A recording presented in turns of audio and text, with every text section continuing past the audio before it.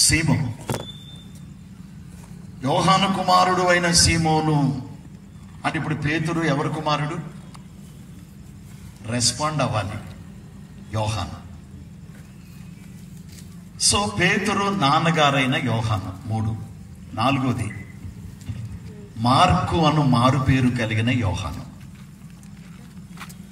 5వది విమర్శకుడైన యోహాను. ఆ పేరు ఎందుకు వచ్చిందంటే వానికి ఎప్పుడు విమర్శించే పని, అందుకని విమర్శకుడైన యోహాను. ఈ 5గురిలో ఈ ప్రకటన గ్రంథాన్ని ఎవరు రాశారు అనంటే జబదయి కుమారుడైన యోహాను. ఇతనే అపోస్తలుడు. ప్రభు 12 మందిలో ఒక శిష్యుడు ఇతను. ఈ జబదయి కుమారుడైన యోహాను ప్రకటన గ్రంథమే కాదు, కొంచెం లెఫ్ట్కు వెళ్తే, ముందుకెళ్తే 3 పత్రికలు ఉంటాయి. చెప్పండి ఇవి. యోహాను రాసిన మొదటి పత్రిక, 3 పత్రికలు, రెండవ పత్రిక, అవి రాసింది కూడా ఈయనే. ఇంకొంచెం ముందుకెళ్తే సువార్త ఉంది, యోహాను రాసిన సువార్త, అది రాసింది కూడా ఈయనే. అంటే సువార్త, పత్రికలు, రెవల్యూషన్, ప్రకటన గ్రంథం, ఇవన్నీ రాసింది ఈయనే. ఎవరో? జబదయి కుమారుడైన యోహాను అని గుర్తుపెట్టుకోండి. మరొక విషయం ఏంటంటే ఈయన గురించి యేసు ప్రభుకి 12 మంది శిష్యులే గాని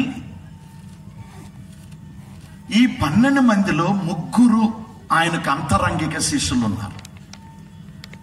అంతరంగిక శిష్యులు ప్రభు యొక్క పరిచర్యలో అందరినీ అన్ని చోట్లకు కొన్నిసార్లు తీసుకెళ్లేవారు కాదైన. కొన్ని చోట్లకి 9 మందిని ప్రక్కన పెట్టి 12 మందిలో 3 తీసుకెళ్లేవారు ప్రభు కొన్ని చోట్లకి. వాళ్ళెవరు అంటే పేతురు, యోహాను, చెప్పండి, యాకోబు. ఈ 3 ప్రభుకి అంతరంగిక శిష్యులు. కొన్ని చోట్లకి ఈ 3 తీసుకెళ్తారు ప్రభు అని చెప్పానే. 3 విషయాలు చెప్తా. యేసు ప్రభు రూపాంతరం చెందడానికి తాబోరు కొండ ఎక్కాడు. Yes or no? తాబోరు కొండ ఎక్కాడు రూపాంతరం చెందడానికి. ఆ కొండ మీదకి ఈ 3 తీసుకెళ్ళాడు. కొండ కింద 9 మందిని పెట్టి ఈ 3 పైకి తీసుకెళ్లి ఈ 3 ఎదుట ఆయన రూపాంతరం చెందాడు. నెంబర్ 2, 12 సంవత్సరాలు ఒక అమ్మాయి చచ్చిపోయింది. బంధువులు, తల్లిదండ్రులు అందరూ ఏడుస్తున్నారు. యేసు ప్రభుకి వార్త వెళ్ళింది. ఆ అమ్మాయిని బ్రతికించడానికి ఈ 3 కూడా తీసుకెళ్ళాడు. 3వ విషయం, చెమట రక్తంగా మారే వరకు ప్రార్థించడానికి, చెప్పండి, గెత్సేమనే తోటలోకి యేసు ప్రభు వెళ్ళాడు. ఆ తోటలోకి వెళ్ళేటప్పుడు కూడా ఈ 3 ప్రభు తీసుకెళ్ళాడు. ఎందుకని అనంటే ఇందాక చెప్పాను, ఈ 3 ప్రభువుకి అంతరంగిక శిష్యులు. దీన్ని పక్కన పెడదాం. ఈ 3లో యోహాను ఇంకా ప్రభుకి దగ్గరగా ఉన్న వ్యక్తి. ఎంత దగ్గరగా ఉన్నాడు చెప్పనా? యేసు ప్రభు భూమి మీద ఉన్నప్పుడు యేసయ్య రొమ్మున ఆనుకున్న వ్యక్తి ఈ యోహాను. ఎవరైతే యేసయ్య గుండెల మీద ఆనుకుంటారో వారికే ప్రభు మర్మాలు బయలుపరుస్తాడు. గుండె మీద ఆనుకున్న వారికే యేసయ్య గుండె చప్పుడు తెలుస్తుంది.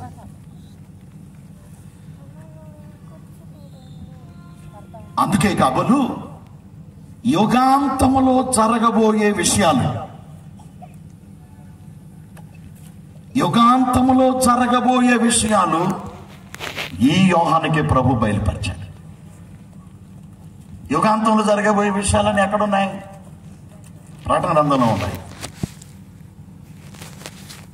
సో రొమ్ము మీద, యేసయ్య గుండె మీద ఎవరైతే అనుకుంటారో వారికి ప్రభు మర్మాలు బోధిస్తాడు. యోహాను గురించి ఒక మాట చెప్తాను. యేసు ప్రభు శిలువ మీద వేలాడుతున్నప్పుడు 10 మంది పారిపోయారు, మమ్మల్ని కూడా ఎక్కడ చంపేస్తారోనని. అంతకుముందే ఇంకొకడు ఉరి పెట్టుకొని చనిపోయాడు, యోధా. ఉరి పెట్టుకొని చనిపోయిన తర్వాత 11 మంది ఉన్నారు. 11 మందిలో 10 మంది పారిపోయారు. శిలువ దగ్గర ధైర్యముగా నిలబడిన వ్యక్తి కూడా ఇతనే. ఇతన్ని చూచి ఇదిగో నీ తల్లి అని తన మదర్ మేరీ గారిని, మేరీ మాత గారిని యోహానుకు దేవుడు చెప్పాడు, యేసయ్య చెప్పాడు.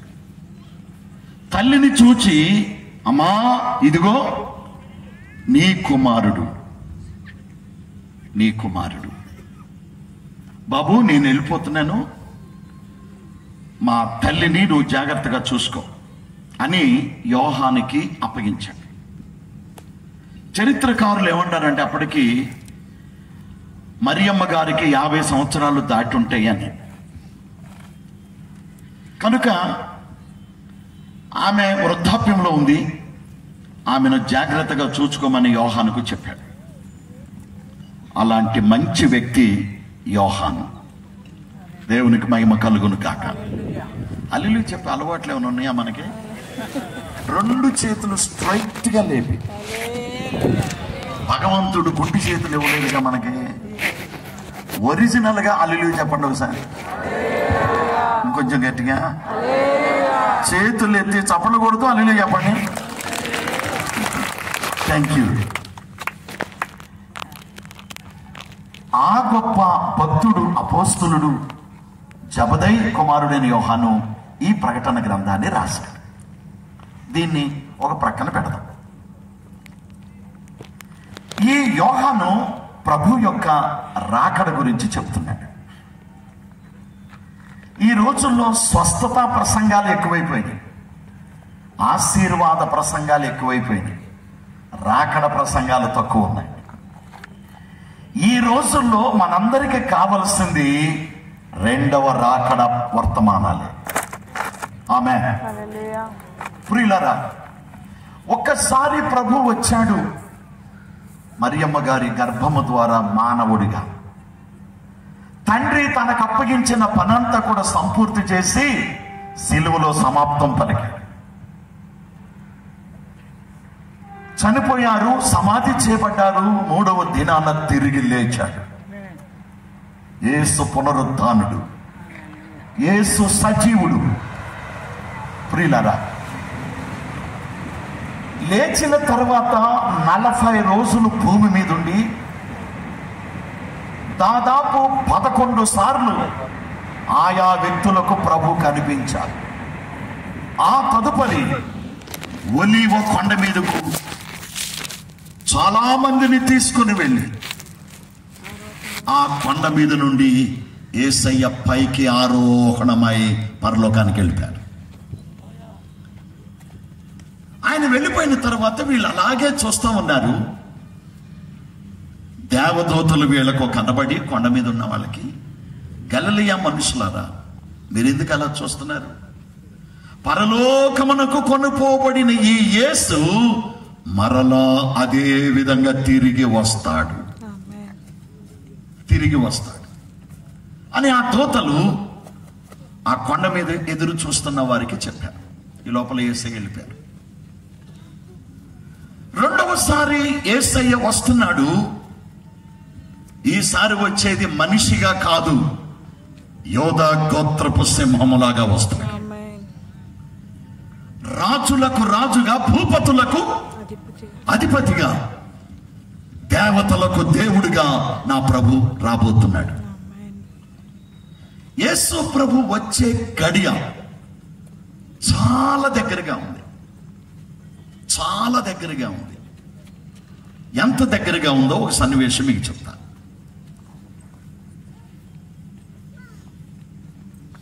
యేసు ప్రభు ఏ కొండ మీద నుంచి ఆరోహణమై వెళ్ళారు? నాకు ఆన్సర్ ఇవ్వాలి, చెప్పానుగా. ఒలీవ పర్వతము మీద నుండి. రెండవసారి యేసు ప్రభు వచ్చినప్పుడు ఆ కొండ మీదే కాలు మోపుతాడు. ఆ కొండ మీద కాలు మోపినప్పుడు ఆ పర్వతం రెండుగా చీలిపోతుందట. కొండ చీలిపోవడం ఏంటండి? ఆయన మహాదేవుడు కాకపోతే కాలు పెట్టగానే కొండ రెండుగా చీలిపోతుంది. అసలు యేసయ్య పుట్టక ముందే ఈ సీక్రెట్ జకరియా చెప్పాడు. 14వ అధ్యాయం ఒకసారి చదివి హెల్ప్ చేయండి. జకరియా గ్రంథం 14వ అధ్యాయం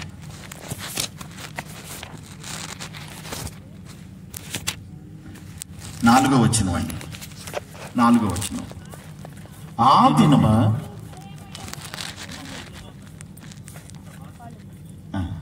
14:4. ఆ దినమున యెరూషలేము ఎదుట తూర్పు తట్టున ఉన్న ఒలీవ కొండ మీద ఆయన పాదములుంచగా ఒలీవ కొండ తూర్పు తట్టునకును పడమటి తట్టునకును నడిమికి విడిపోయి సగము కొండ ఉత్తరపు తట్టునకును సగము కొండ దక్షిణపు తట్టునకును జరుగును. గనుక విశాలమైన లోయ ఒకటి ఏర్పడును. విడిపోయి అనంది అక్కడ. ఆ కొండ విడిపోతుంది, మధ్యగా చీలిపోతుంది. అసలు యేసు పుట్టక ముందే ప్రవక్త అయిన జకరియా ప్రవచించాడు. అది రెండవ రాకడను గురించిన సంభవం. కొన్ని సంవత్సరాల క్రితం ఒక కంపెనీ వాళ్ళు ఒక స్టార్ హోటల్ ఆ కొండ మీద కట్టాలని. ఏ కొండ? ఇక్కడ ఎదురు ఎవరు మాట్లాడలా. ఒలీవ కొండ మీద ఒక స్టార్ హోటల్ కట్టాలని ఇంజనీర్లను, ఆర్కిటెక్చర్స్ ని తీసుకెళ్లారట. అక్కడ హోటల్ ఎందుకు కట్టాలనుకున్నారంటే యేసు ప్రభు పుట్టిన దేశం ఇజ్రాయేల్ దేశం పర్యాటక ప్రాంతం. ప్రపంచం నలుదిక్కుల నుంచి ఆ దేశాన్ని విజిట్ చేయడానికి ప్రభు పుట్టింది, ప్రభు నడియాడింది, ప్రభు సంచరించింది. చెప్పండి, ఆయన బాప్తీసం పొందింది, ఆయన చనిపోయింది, సమాధి చేయబడింది, తిరిగి పునరుద్ధానుడైంది, ఆరోహణమైంది. ఇవన్నీ జరిగింది ఇజ్రాయెల్ దేశంలోనే. సో ప్రపంచం నలుదిక్కుల నుంచి ప్రజలు అక్కడికి వెళ్తారు విజిట్ చేయడానికి. వ్యాపారం బాగుంటుందని, బిజినెస్ బాగుంటుందని, అక్కడ ఒక మంచి హోటల్ కట్టాలని ఇంజనీర్లను తీసుకెళ్లారు. ఒక బిల్డింగ్ కట్టేటప్పుడు ఇంజనీర్లు సాయిల్ని పరీక్షిస్తారా లేదా? నేలని, మట్టిని. అది కొండ. అందుకని కొన్ని పరికరాలు తీసుకొని ఇంజనీర్లు ఆ కొండని పరిశీలన చేస్తున్నారు. పరిశీలన చేసి వాళ్ళు ఇచ్చిన రిపోర్టు, స్టేట్మెంట్ ఏంటో తెలుసా? ఏమండి, ఎటువంటి కట్టడాన్ని ఇక్కడ మీరు నిర్మించడానికి వీల్లేదు. ఎందుకంటే కొండ ఈ చివరి నుండి ఆ చివరి దాకా సన్నటి చీలిక ఏర్పడింది. మా పరిశోధనలో కొండ లోపల వింతైన శబ్దాలు వినబడుతున్నాయి. సో ఏ టైంలోనైనా ఈ కొండ పేలిపోవచ్చు, ఈ కొండ బ్రద్దలైపోవచ్చు అని రిపోర్ట్ ఇచ్చారు. జకరియా చెప్పిన దానికి కొద్ది సంవత్సరాల కిందట ఇంజనీర్లు పరిశోధన చేసి చెప్పిన దానికి ఎంత చక్కగా సరిపోయింది. బైబిల్ చెప్తుంది, యేసయ్య కాలు పెట్టినప్పుడట, చెప్పండి, అది నడిమికి విడిపోతుంది. ఆల్రెడీ ఒక సన్నటి చీలిక ఈ కొన నుండి ఆ కొన వరకు ఏర్పడిందని పరిశోధనలో తేలింది. News from Jerusalem.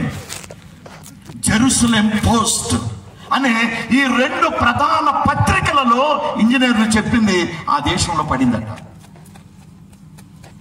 చీలిక ఏర్పడిందంటే ఎంతైనా శబ్దాలు ఎనబడుతున్నాయి అంటే యేసయ్య కాలు పెట్టే రోజు అతి దగ్గరలో ఉందని ఈ రోజు మనం తెలుసుకోవాలి. సరే, ఆయన వచ్చేటప్పుడు కొన్ని కార్యాలు జరుగుతాయి. అదేంటో మీకు చెప్పక ముందు మరి ఒక విషయం చెప్పాలి. మీలో ఎంతమందికి రాజా రామ్మోహన్ రాయ్ గారు తెలుసో చెయ్యొద్దండి. రాజా రామ్మోహన్ రాయ్ గారు ఎప్పుడు చూశారు ఆయన్ని? నేను చూడలా, చదువుకుంటున్నాం అంతే. ఉన్నారు కదా ఆయన.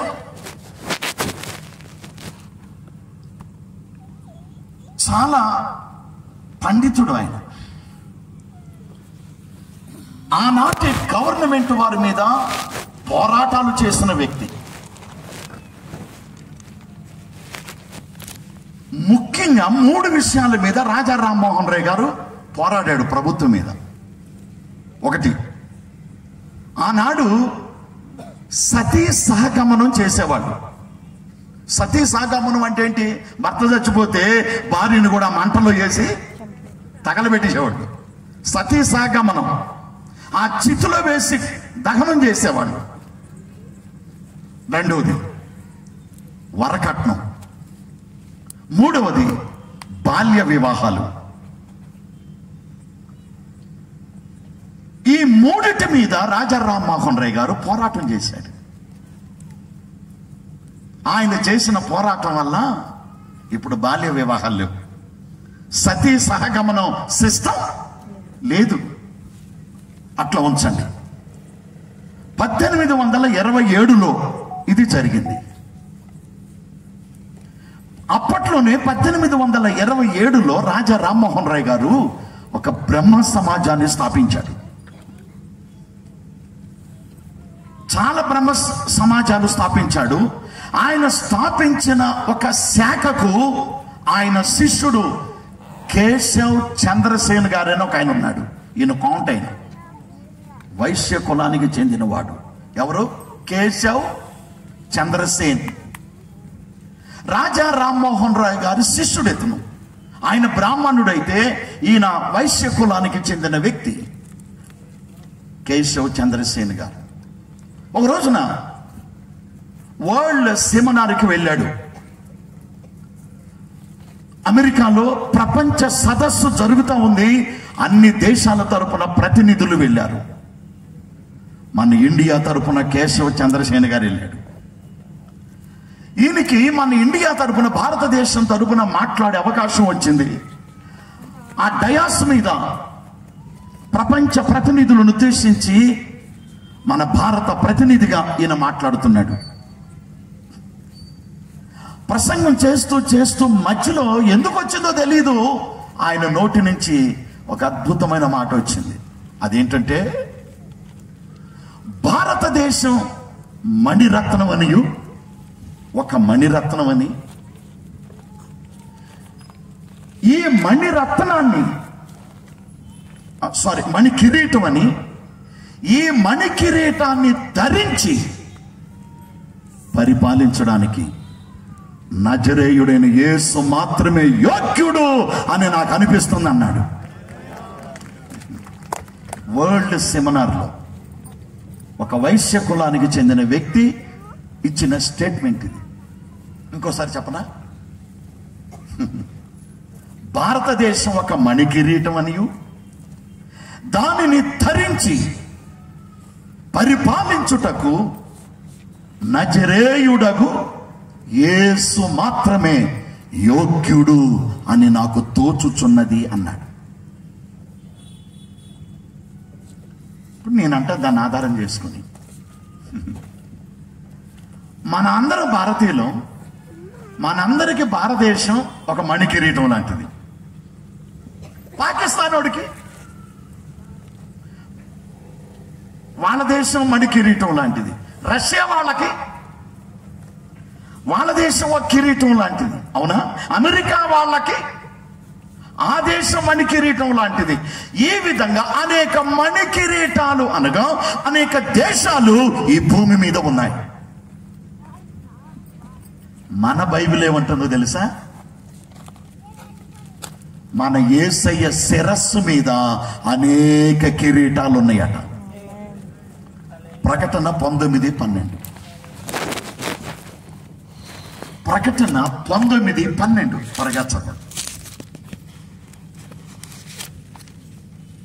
ఆయన నేత్రములు అగ్ని జ్వాలలు వంటివి. యేసు ప్రభును ఉద్దేశించిన మాటలవి, చదవండి.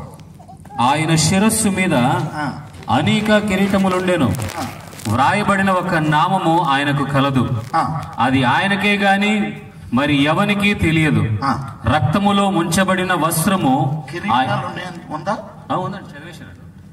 మళ్ళీ ఒకసారి చదవండి, నేను వినలేదు. Thank you. ఆయన నేత్రములు అగ్ని జ్వాలలు వంటివి. ఆయన శిరస్సు మీద, అదిగో ఆయన శిరస్సు మీద అనేక కిరీటములు చాలు ఉండెను. కిరీటాలు ఎవరు ధరిస్తారు? రాజులు ధరిస్తారు. దేశానికి ఒక రాజు ఉంటాడు. ఇప్పుడు కేశవ చంద్రశేఖర్ గారు ఏమన్నారు? భారతదేశం ఒక మణి కిరీటం అని, ఆ కిరీటాన్ని ధరించి పరిపాలించుటకు నజరేయుడిని యేసు మాత్రమే యోగ్యుడు నాకు అనిపిస్తుంది అన్నాడు. అలాగైతే భూమి మీద అనేక దేశాలు ఉన్నాయి, అనేక కిరీటాలు ఉన్నాయి. ఈ కిరీటాలన్నీ యేసయ్య శిరస్సు మీద ఉన్నాయట. నా యేసు కిరీటాలు ధరించి, అంటే ఈ ప్రపంచాన్ని పరిపాలించడానికి యోధా గోత్రపు సింహముగా నా ప్రభు రాబోతున్నాడు. ఆయన రాకుండా ఎలా పరిపాలిస్తాడు? కాబట్టి ఆయన త్వరగా వస్తున్నాడు. ఓ పాట కూడా పాడతాం. యేసు రాజుగా వచ్చాది. యేసు రాజుగా వచ్చుచున్నాడు. భూలోకమంతా రవి కోటి తేజుడు రమ్యమైన, రవి కోటి తేజుడు రమ్యమైన దేవుడు రాజుగా వచ్చుచున్నాడు. యేసు రాజుగా వచ్చుచున్నాడు. యేసు రాజుగా వచ్చుచున్నాడు. చప్పట్లు. యేసు రాజుగా వచ్చుచున్నాడు. లోకమంతా తెలుసుకుంటారు. ఆమేన్. మొత్తం పాడితే ఇక్కడ పాటల కచేరీ అవుతుంది. సబ్జెక్ట్ ఎక్కువ ఉంది. సో ఆయన రాకుండా పరిపాలించలేడు. పరిపాలించాలంటే యేసయ్య రావాలి. ఆయన శిరస్సు మీద కిరీటాలు, అనేక కిరీటాలు ఉన్నాయి. అంటే ఈ భూమంతటిని పాలించబోతున్నాడు 1000 years. దీన్ని పక్కన పెట్టండి. యేసయ్య వచ్చేటప్పుడట ప్రతి కళ్ళు ఆయన చూస్తాయట. 7వ వచనంలో అదే ఉంది. ప్రకటన 1:7 ప్రతి నేత్రం ఆయనను చూచును, ఆయనను పొడిచిన వాళ్ళను చూస్తారు. ఆయన వచ్చేటప్పుడు జరిగే సంఘటన ఏంటో తెలుసా? రొమ్ము కొట్టుకుంటారట. యేసు ప్రభు రావడం చూచి ఏముంది అక్కడ? భూజనులందరూ కూడా గుండెలు బాదుకుంటారు. రొమ్ము అంటే గుండెలు. యేసయ్య రావడానికి రొమ్ము కొట్టుకోవడానికి సంబంధం ఏంటి? వండర్ఫుల్ సబ్జెక్ట్ అండి. బుర్ర పెడితే అర్థమవుతుంది. యేసు ప్రభు రావడానికి ప్రజలు రొమ్ము కొట్టుకోవడానికి లింక్ ఏంటి? సంబంధం ఏంటి? 3 విషయాలు చెప్పి క్లోజ్ చేస్తాను. 1,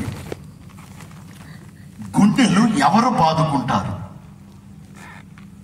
నెంబర్ 2, ఎందుకు కొట్టుకుంటారు రొమ్ము? 3, కొట్టుకోకుండా ఉండాలంటే ఏం చేయాలి? మరి రిజల్ట్ ఇవ్వాలి కదా. ఎవరు కొట్టుకుంటారు రొమ్ము? 1. 2, ఎందుకు రొమ్ము కొట్టుకుంటారు? 3, రొమ్ము కొట్టుకోకుండా ఉండాలంటే ఏం చేయాలి? క్లుప్తంగా పాస్టర్ గారు నాకు ఒక టైం చెప్పారు. వాస్తవంగా టైం చాలదు, అయినా ముగించడానికి ప్రయత్నం చేస్తాం. ఒక హల్లెలూయా చెప్పండి. రెండు చేతులు భగవంతుడు ఇచ్చాడు కదా, గట్టిగా చెప్పండి అబ్బా హల్లెలూయా. రొమ్ము ఎవరు కొట్టుకుంటారు అనేది మొదటి ప్రశ్నకి వెతుక్కోనక్కర్లా, అక్కడే ఉంది ఆన్సర్. భూజనులందరూ. భూజనులందరూ. 3వ అధ్యాయం 10వ వచనం చదవండి. అదే గ్రంథం ప్రకటన 3:10. ఒకసారి చదవండి. నీవు నా ఓర్వు విషయమైన వాక్యమును గైకొంటివి గనుక భూనివాసులను, అదిగో భూనివాసులను శోధించుటకు. చాలండి. శోధన ఎవరికి వస్తుంది? భూనివాసులు అని ఉంది అక్కడ. యెషయా 26:20. The book of Isaiah chapter 26 verse 20. 26:20. నా జనమా, ఇదిగో వారి దోషమును బట్టి భూనివాసులను శిక్షించుటకు, భూనివాసులను శిక్షించుటకు యెహోవా తన. చాలండి. ఇక్కడ యోహాను భూజనులు అన్నాడు. అదే యోహాను 3:10లో భూనివాసులు అన్నాడు. యెషయా గ్రంథానికి వెళితే ఆయన కూడా భూనివాసులను శిక్షించుటకై అన్నాడు. యోహానును యెషయాని పక్కనెట్టండి. యేసు ప్రభు ఏం చెప్పారో చూద్దాం. 24:30 మత్తయి వార్త 24:30. అప్పుడు మనుష్య కుమారుని సూచన ఆకాశమందు కనబడును. అప్పుడు మనుష్య కుమారుడు ప్రభావముతోను మహామహిమతోను ఆకాశ మేఘారోనుడై వచ్చుట చూచి భూమి మీదనున్న సకల గోత్రముల వారు రొమ్ము కొట్టుకుందురు. మన సబ్జెక్ట్ అదేగా, ట్రాక్ లో వెళ్తున్నా నేను. భూమి మీద ఉన్న సకల గోత్రికులు రొమ్ము కొట్టుకుందరు. భూజనులు అని యోహాను, 3:10లో భూనివాసులు అని కూడా ఆయనే అన్నాడు. యెషయా ప్రవక్త కూడా భూనివాసులు అన్నాడు. యేసు ప్రభువేమో భూ మీద ఉన్న సకల గోత్రికులు. ఇదంతా భూమికి చెందిన వాళ్ళు అని అర్థం. దీనికి ఇంకొక పేరు పెడదామా? భూ సంబంధులు. ఇంకొక పేరు పెడదామా? శరీర సంబంధులు. శరీర కార్యములు నెరవేర్చుకునేవాళ్ళు. మనం భూ సంబంధులం కాదు, పర సంబంధులం. పర సంబంధులు అయితే హల్లెలూయా చెప్తారు, భూ సంబంధులు అయితే చెప్పరు. పర సంబంధులు ఒకసారి హల్లెలూయా చెప్పండి అబ్బా. దేవునికి మహిమ కలుగును కాక. భూ సంబంధులు అంటే శరీర సంబంధులు. శరీర సంబంధులు అంటే శరీర కార్యములు నెరవేర్చుకునేవాడు. శరీర కార్యములు స్పష్టమై ఉన్నవి. గలతీ పత్రిక 5:19. శరీర కార్యములు ఏమిటి అనేది అక్కడ ఉంది. చూడండి, త్వరగా నాకు కొంచెం హెల్ప్ చేయాలి. తక్కువ చదవాలి. 5:19 గలతీ. శరీర కార్యములు స్పష్టమై ఉన్నవి: జారత్వం, అపవిత్రత, కాముకత్వం, విగ్రహారాధన, అభిచారం, ద్వేషం, కలహం, మత్సరం, క్రోధం, కక్ష, భేదం. మీరు మైకులో చేస్తే మళ్ళీ నేను చెప్పనుగా. విమతములు, అసూయలు, మత్తతలు, అల్లరితో కూడిన ఆటపాటలు మొదలైనవి. అంటే సినిమాలు, అల్లరితో కూడిన ఆటపాటలు అంటే సినిమాలు, డ్రామాలు, డాన్సులు. ఇవి మార్కు సువార్త 7వ అధ్యాయం 21లోకి వెళితే కొన్ని విషయాలు అక్కడ ఉన్నాయి. మొదటి కొరింథీ పత్రిక 6వ అధ్యాయంలోకి వెళితే అక్కడ మరి కొన్ని విషయాలు ఉన్నాయి. ప్రకటన గ్రంథం 21వ అధ్యాయం 8వ వచనంలోకి వెళితే అక్కడ మరికొన్ని విషయాలు ఉన్నాయి. చదవడానికి టైం లేదు.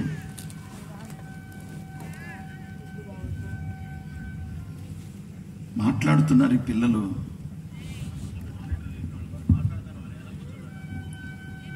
మా చర్చిలో ఆదివారం 2000 మంది ఉంటారు. అన్ని ఎల్సిడీలు స్క్రీన్స్ పెట్టేస్తాం. చాలా నిశ్శబ్దంగా ఉంటుంది మా చర్చిలో, చాలా డిసిప్లిన్. అట్లా అలవాటైపోయింది. స్తోత్రం చెప్పండి ఒకసారి. హల్లెలూయా. వినండి జాగ్రత్తగా. మధ్యలో అటు ఇటు తిరిగితే మైండ్ డైవర్ట్ అవుతుంది.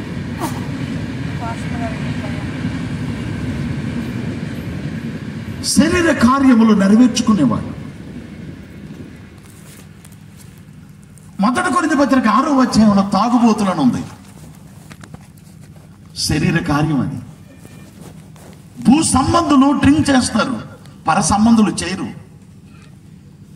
భూ సంబంధులు, శరీర సంబంధులు, పరలోక సంబంధులు కాని వారు సినిమాలు చూస్తారు, పర సంబంధులు సినిమాలు చూడరు.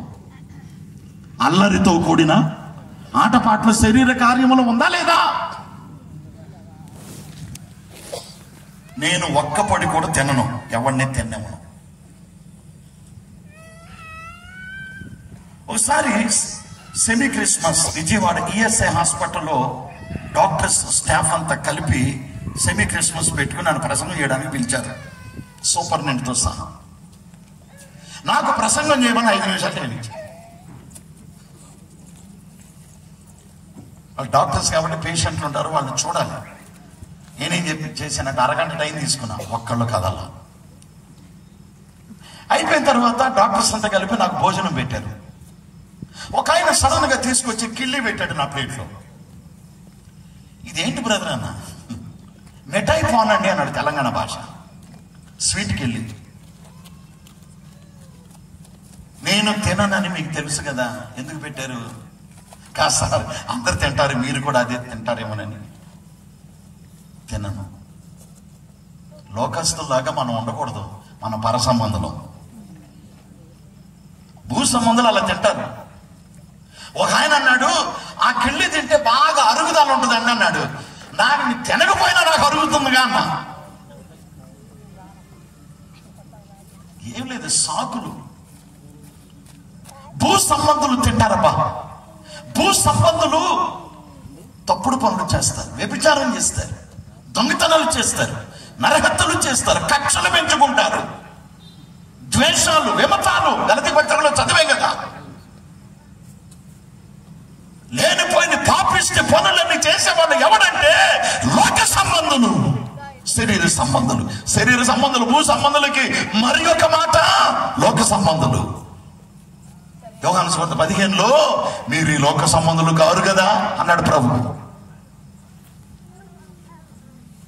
యేసు ప్రభు వచ్చేటప్పుడు ఈ శరీర కార్యాలు, భూ సంబంధులు, శరీర సంబంధులు, శరీర కార్యాలు, ఈ లోక కార్యాలు నెరవేర్చుకుంటూ ఉంటారు చూసారా, వాళ్ళు కొట్టుకుంటారట రూపం. మరి పర సంబంధాలు ఎక్కడ ఉంటారు? తర్వాత చూద్దాం దాని సంగతి. ఒక హల్లెలూయా చెప్పండి. అయిపోయింది మొదటిది. రొమ్ము ఎవరు కొట్టుకుంటారు అంటే చెప్పండి ఇప్పుడు. భూ సంబంధులు, శరీర సంబంధులు, లోక సంబంధులు, ఈ లోకంలో ఇష్టం వచ్చినట్టు బ్రతికినోళ్ళు. రెండోది, రొమ్ము ఎందుకు కొట్టుకుంటారో దీంట్లో 3 చెప్తా. దేవుని స్తోత్రం. రొమ్ము ఎందుకు కొట్టుకుంటారు అంటే నెంబర్ 1, సంఘము ఎత్తబడుట వలన. దేవుని బిడ్డలు ర్యాప్చర్ అవుతారు, ఎత్తబడతారు. యేసు ప్రభు రెండవసారి వచ్చే దానిలోనే సీక్రెట్ కమింగ్ ఉంటుంది, రహస్య రాకడ. ఆయన బోరధ్వని ఊదినప్పుడు, కడబోర ఊదినప్పుడు ప్రపంచ వ్యాప్తంగా ఉన్న ఆయన పిల్లలు అదృశ్యమైపోతారట.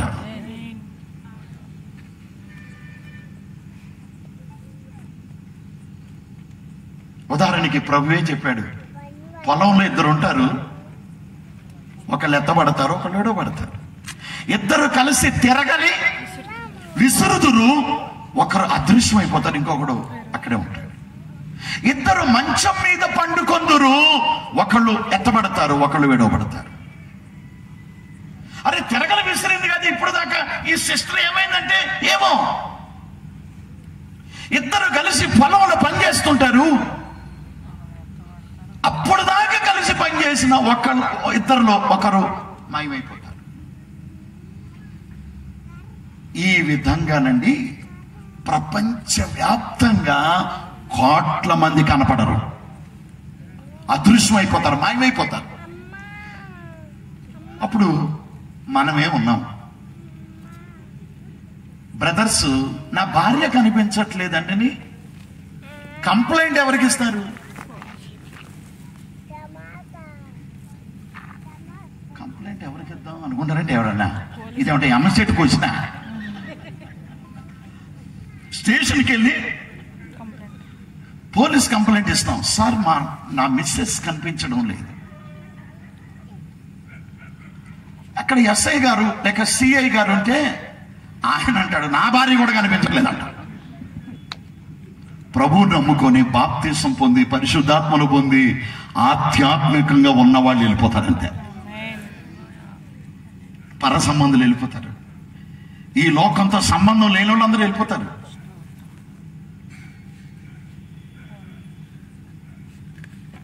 పోలీస్ డిపార్ట్మెంట్లో ప్రభువు నమ్ముకున్న వాళ్ళు లేరంటారా? మా చర్చిలోనే కమిషనర్ ఉన్నాడు, 6 జిల్లాలకి కమిషనర్ అయిన. Excise and prohibition distillery assistant commissioner 6 జిల్లాలకి. ఆయన భార్య ఒక డిపార్ట్మెంట్లో విజయవాడ నుంచి విజయనగరం వరకు ఆమె కూడా అసిస్టెంట్ కమిషనర్. ఇద్దరు చర్చికి వస్తారు. విజయవాడ పోలీస్ కమిషనర్ ఆఫీస్లో సూపరింటెండెంట్ ఆయన భార్య మా చర్చి మెంబర్స్ బాప్తిసం మంది బాలగుడు తీసుకుంటారు. డిపార్ట్మెంట్లో కూడా ప్రభు నమ్ముకున్న వాళ్ళు ఉన్నారు. నా ఫ్రెండ్ అనంతపురంలో సేవ చేస్తున్నాడు, చాలా గొప్ప సేవ. 22 దేశాలు తిరిగాడు ఆయన. ఆయన చర్చిలో డిఐజీ ఉండేవాడు. ఆయన చర్చికి అనంతపురంలో ఆయన ఉన్నప్పుడు మా స్నేహితుడి చర్చికి వెళ్ళేవాడు.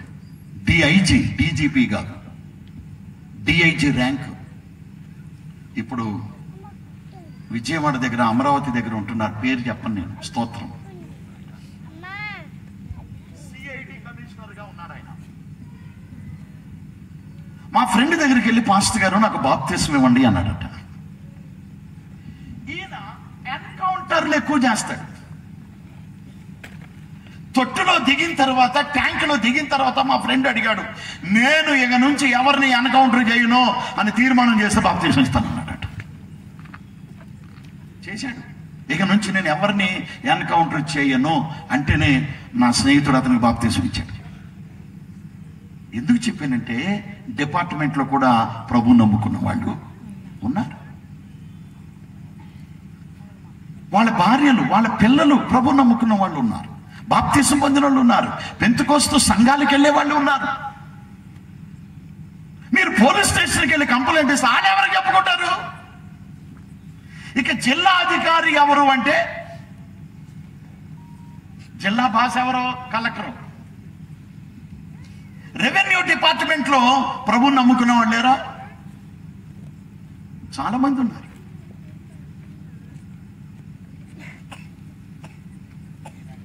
మా పాప డాక్టర్గా పనిచేస్తుంది, డిఎం న్యూరో నరాల స్పెషలిస్ట్కి విజయవాడ జనరల్ హాస్పిటల్లో అసిస్టెంట్ ప్రొఫెసర్గా. మా పాపకి సంబంధాలు చూస్తున్నాం. ఒక కలెక్టర్ వచ్చాడు, ఆయన ప్రభువు నమ్ముకున్న ఆయన, కానీ మేమే వద్దు అని చెప్పాం.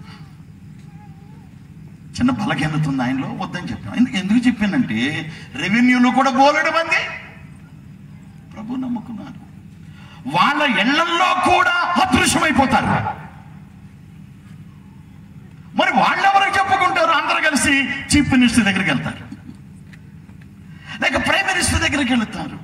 రాజకీయ నాయకుల్లో కూడా ప్రభుని నమ్మిన వాళ్ళు లేరా? చాలా మంది ఉన్నారు. మా చర్చిలో అన్ని పార్టీల వాళ్ళు ఉన్నారు. దేవునికి మహిమ కలుగును గాక. ఎవరికి అంతు పట్టదు. ఇది ఒక జిల్లాకి, ఒక రాష్ట్రానికి, ఒక దేశానికి కాదు, హోల్ ప్రపంచమంతా ఈ సంఘటన జరుగుతుంది. అదృశ్యమైపోతారు. ఏమైపోయారో తెలియక రొమ్ము కొట్టుకోవడం ప్రారంభిస్తారు. అర్థమైందా? ఇప్పుడు సంఘము ఎత్తబడటం వలన చర్చికి వచ్చే వాళ్ళకే విశ్వాసులు ఏమైపోయారో అర్థం అవుతుంది. రానోడికి తెలీదు. ఏమైపోయారు అంటే ప్రభు దగ్గరికి వెళ్ళిపోయారు అంతే. ఇది ఒకటి.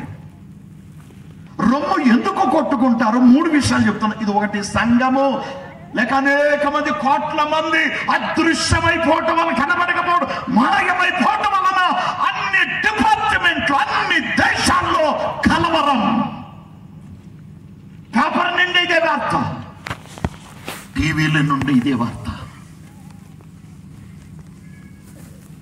రెండోది, ఎందుకు రొమ్ము కొట్టుకుంటారు అంటే జరిగే ప్రమాదాలను బట్టి.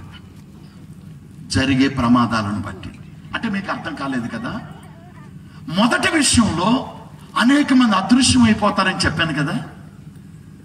ఉదాహరణకి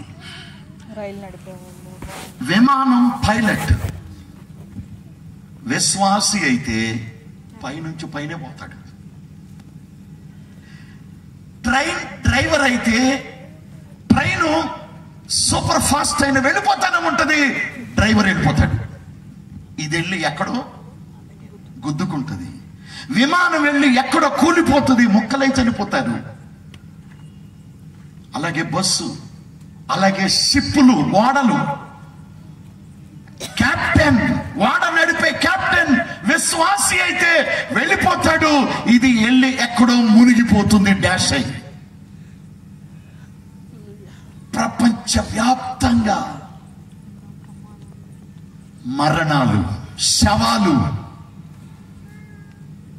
ఎటు చూచిన ప్రమాదాలు, యాక్సిడెంట్స్. అక్కడ హెలికాప్టర్ కూలిపోయింది, ఇక్కడ విమానం కూలిపోయింది, అక్కడ విమానం కూలిపోయింది, ఆ దేశంలో, ఈ దేశంలో, ఆ రాష్ట్రంలో, ఈ రాష్ట్రంలో. ఎటు చూచిన మరణ వార్తలు. గుండెలు అవిసిపోయి ఇప్పుడు చెప్పండి రొమ్ము కొట్టుకునే పరిస్థితి. ఇదేంటి? ఎప్పుడు చూడలేదు, ఎప్పుడు వినలేదు. టీవీలలో వార్తలు ఇవే. రెండవ రాకడలో జరగబోయే విషయాన్ని పరిశుద్ధాత్మ దేవుడు ఇర్మియా ద్వారా ప్రవచింపజేశాడు. ఇర్మియా 9:22. ఇర్మియా గ్రంథం 9వ అధ్యాయం 22వ వచనం. చదవండి. నాకు కూడా సరిగ్గా వినపట్లేదు కమ్మా, అందుకే మైక్లో 9:22. త్వరగా హెల్ప్ చేయాలి. 22. యెహోవాకు ఇదే, నీవి మాట చెప్పుము, చేల మీద పెంట పడునట్లు. అదిగో చేల మీద పెంట పడునట్లు. సారీ, లైను ఒకదాని వెంట ఒకటి సవాలు వచ్చేస్తున్నాయి. ఆ రోజుల్లో జరిగే ప్రమాదాలను బట్టేటో ఎక్కడ పడితే అక్కడ కుప్పలుగా శవాలు రాలిపోతుంటే వాటిని సమకూర్చువాడెవడూ లేడు అన్నది. అక్కడ చాలా మీద పెంట పడినట్లు, కోసేవాని వెనక పిడికిండ్లు పడినట్లుగా అనేక శవాలు పడిపోతాయి.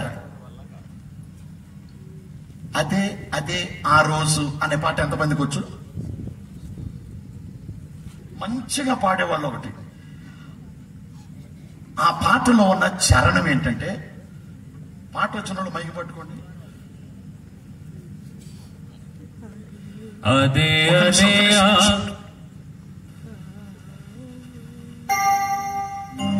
తల్లి చాడ పిల్లకు లేక, పిల్ల జాడ తల్లికి లేక, పాడండి. తల్లి జాడ పిల్లకు లేక, పిల్ల జాడ తల్లికి రాక, చెడుకొకరు పుట్టకొక్కరై అనాథులై అరిచే రోజు, చెట్టుకొకరు పుట్టకొక్కరై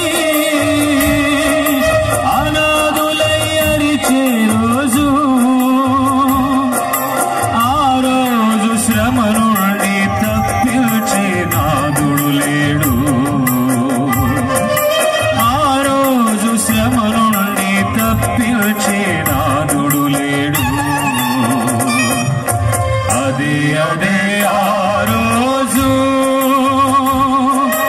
యేసయ్య ఉగ్రత రోజు, ఏడేళ్ల శ్రమల రోజు, పాపులంతా ఏడ్చే రోజు. అదే అదే ఇంకొకసారి అదే చరణం. పిల్ల జాడ తల్లికి లేక, తల్లి జాడ పిల్లకు రాక, అనండి అందరూ. పిల్ల జాడ తల్లికి లేక, తల్లి జాడ పిల్లకు రాక, చెట్టుకొకరు పుట్టకొక్కరై అనాథులై అరచే రోజు, చెట్టుకొకరు పుట్టకొక్కరై అనాథులై అరచే రోజు, ఆ రోజు శ్రమ నుండి తప్పించే నాదుడు లేడు, ఆ రోజు శ్రమ నుండి తప్పించే నాదుడు లేడు. అదే అదే ఆ రోజు యేసయ్య ఉగ్రత రోజు, ఏడేళ్ల శ్రమల రోజు, పాపులంతా ఏడ్చే రోజు. అదే అదే ఆ రోజు.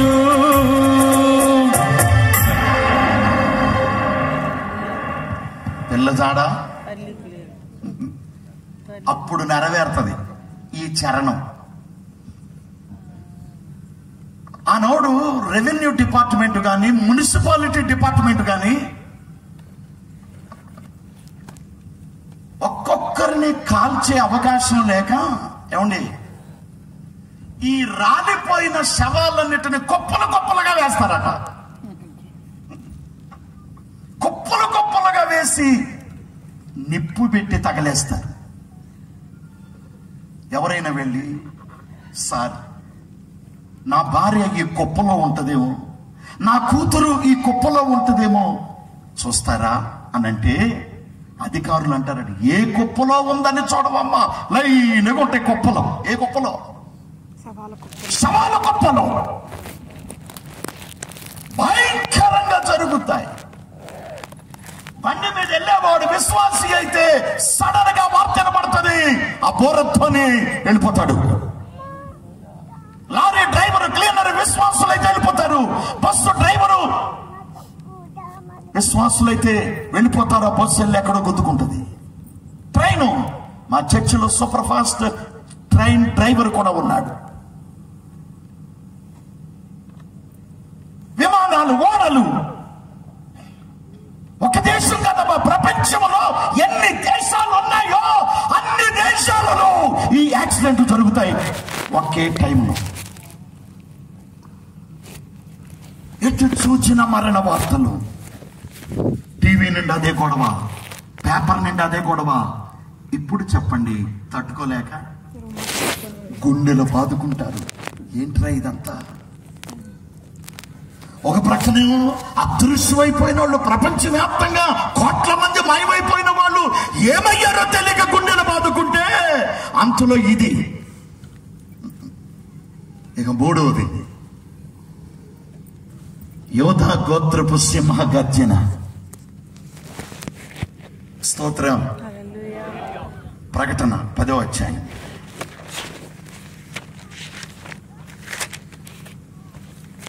3వ వచనం చదవండి. ప్రకటన 10:3. సింహము గర్జించినట్లు గొప్ప శబ్దముతో ఆర్భటించెను. ఆయన ఆర్భటించినప్పుడు 7 మురుములు వాటి వాటి శబ్దములు పలికెను. చాలు. ఇక్కడ మీరు పట్టుకున్నారా? సింహము గర్జించున్నట్లు గొప్ప శబ్దముతో ఆయన ఆర్భటించాడు. ఆయన ఆర్భటించినప్పుడు 7 ఉరుములు వాటి వాటి శబ్దములు పలికెను. సింహము గర్జించున్నట్లు యేసయ్య గర్జిస్తాడట, ఆర్భటిస్తాడట. ఆయన ఆ విధంగా గర్జించినప్పుడు, ఆర్భటించినప్పుడు చెప్పండి, 7 ఉరుములు ఒకేసారి ఉరిమాయి. దీని గురించి ఒక 5 నిమిషాలు నన్ను చెప్పనివ్వండి. ఉరుములు మెరుపులు ఎప్పుడు వస్తాయి? ఏమన్నా పిహెచ్డికి వచ్చినా ఎప్పుడు వస్తాయి అబ్బా? ఏంటిదే తక్కువ చెప్పాలి. వర్షాకాలంలో వస్తాయి, తుఫాన్ టైంలో వస్తాయి. కానీ యేసయ్య ఉరుముతాడట, గర్జిస్తాడట, ఆర్భటిస్తాడట. ఆయన గర్జించినప్పుడు 7 ఉరుములు ఒకేసారి ఉరుముతాయి. మనోళ్ళు అంటారు, పెద్ద ఉరుము ఒక్కసారి ఉరిమితే గుండెలు ఆగిపోయినంత పని అవుతుంది. అప్పుడు మనోళ్ళు అనే మాట ఏంటో తెలుసా? ఎక్కడో పడిందిరా. Yes or no? ఎక్కడో పడి ఉంటది. ఏంటది? పిడుగు. అయితే నా ప్రభు గర్జించినప్పుడు బ్రహ్మాండమైన 7 ఉరుములు ప్రపంచమంతా వినబడుతుందట. అప్పుడు పడేది పిడుగు కాదు. ఏంటో తెలుసా? రండి 16వ అధ్యాయం ప్రకటన 21. ప్రకటన 16:21. 5 మణుగుల బరువులు గల పెద్ద వడగండ్లు ఆకాశము నుండి మనుష్యుల మీద పడెను. ఆ వడగండ్లు దెబ్బకు మిక్కిలి గొప్పదైనందున మనుష్యులు ఆ దెబ్బను బట్టి దేవుణ్ణి దూషించిరి. ఇటు చూడండి, సింహము గర్జించినట్లు ఆయన ఆర్భటిస్తాడు, గట్టిగా కేకేస్తాడు. అప్పుడు 7 ఉరుములు ఒకేసారి ఉరిమినప్పుడు ప్రపంచమంతా వినబడుతుందట. సహజంగా ఉరిమితే పిడుగు పడుతుంది. నా ప్రభు ఆర్భటించినప్పుడు 7 ఉరుములు వస్తాయి. ఆ ఉరుముల టైంలో వడగండ్లు పడతాయట. పిడుగు వేరు, వడగండ్లు వేరు కదా. థ్యాంక్ యూ, దేవుని స్తోత్రం. వడగండ్లు అంటే ఏంటి? ఐస్ గడ్డలు. తక్కువ చెప్పాలి, నా జాతి అనిపించుకోకుండా. ఐస్ గడ్డలు. అది ఐస్ గడ్డలు. వడగండ్లు అంటే ఐస్ గడ్డలే కదా. ఇప్పుడు చిన్న చిన్న వర్షాలు వచ్చినప్పుడు గోళీలు అంత వడగండ్లు మన ఇళ్ళ ముందు పడతాయనేవా? వాటిని ఏమంటారు? వడగండ్ల వర్షం. మరి అదే. అచ్చా, మన ఇంటి ముందు పడేది గోళీలు అంత వడగండు. కానీ నా ప్రభు ఉరిమినప్పుడట, నా ప్రభు గర్జించినప్పుడట, నా ప్రభు ఆర్భటించినప్పుడట, ఆ వడగండ్ల బరువు ఒక్కొక్కటి 5 మణుగుల బరువు. లెక్కలు చూద్దాం. మణుగంట ఎన్ని కేజీలు?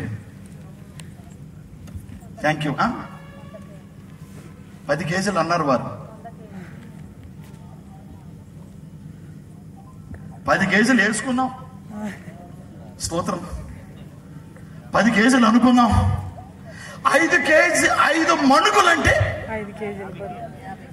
50 కేజీల వడగండు ఐస్ గడ్డ ఆకాశము నుండి పడితే ఒకటి నెత్తి మీద పడింది అనుకో, వెరీ నైస్, ఇంకోటి పడు అంటారు.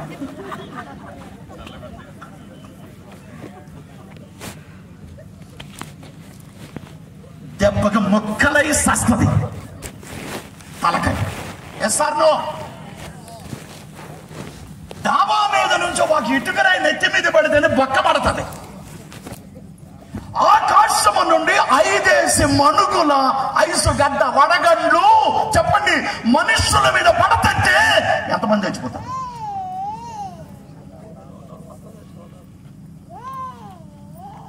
పెళ్లి చేసుకునేటప్పుడు ఎండాకాలంలో నేల డ్రమ్ములు పెడతారు. 5 కేజీలు 10 కేజీలు ఐసు గడ్డలు తెస్తుంటారు. 50 కేజీల చెప్పండి వడగండు ఆకాశం నుంచి పడతంటే పరిస్థితి ఎలాగ ఉంటుంది? ఈ విషయం చెప్పేది జాన్ వెస్లీ కాదు, మన బైబిల్లో ఉన్న మాట. ఆమేన్. నమ్మక తప్పదు. ఇది ఫిరంగపురం వరకే పడతాయా, లేదా గుంటూరు జిల్లా వరకే పడతాయా, రాష్ట్రం వరకు, దేశం వరకు? అన్నో ప్రపంచమంతా జరిగే సంఘటన ఇది. ఇప్పుడు మీరు చెప్పండి, ఏ ప్రభుత్వాలు కాపాడగలరు? ఏ గవర్నమెంట్, ఏ నాయకులు కాపాడగలరు? ప్రభుత్వాన్ని పక్కన పెట్టు, నీ కులం కాపాడుతుందా? నీ మతం కాపాడుతుందా? నీ ఉద్యోగం కాపాడుతుందా? నీ పలుకుబడి కాపాడుతుందా? నీ హోదా కాపాడుతుందా? నీ డబ్బు కాపాడుతుందా? నీ వెండి బంగారాలు కాపాడుతాయా? ఏది కాపాడలేదు. కాపాడగలిగిన వాడు నా యేసు ఒక్కడే, అంతే. చదలు కొట్టి గట్టిగా దేవుని భయపడుతాం.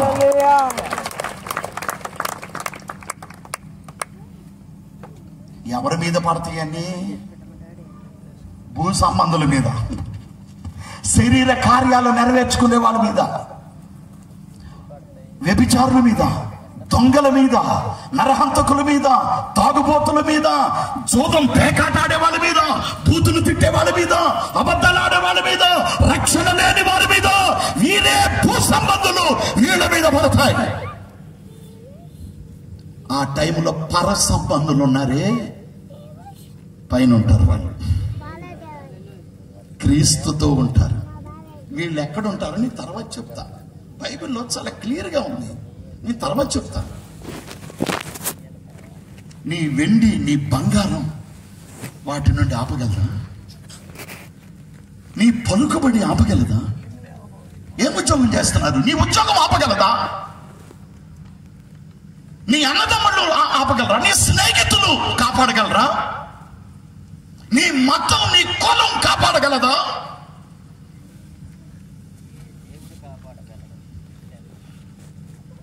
యోబు గ్రంథం 38. దేవుడట యుద్ధ దినము కోసం గోడౌన్ నిర్మించి ఈ వడగండ్లను దాచిపెట్టాడట. గోడౌన్స్ అంటే ఏంటి? గోదాములు, గిడ్డంగులు అంటారు చూసారా? ఆ గిడ్డంగుల్లో దాచిపెట్టించాడట దేవుడి వడగండ్లని. 38:23 యోబు. ఆపత్కాలము కొరకును యుద్ధము కొరకును, యుద్ధం అంటే అంత్యక్రీస్తుతో యుద్ధం, ఆ దినము కొరకు, యుద్ధ దినము కొరకు నేను దాచి ఉంచిన వడగండ్ల నిధులను నీవు చూచితివా? ఏ నిధులు అవి? నిధులు అంటే ఏంటి? గోడౌన్స్, గోదాములు, గిడ్డంగులు దేవుడు దాచిపెట్టి ఉంచాడట. అంత్యక్రీస్తుతో యుద్ధము దినం కొరకు,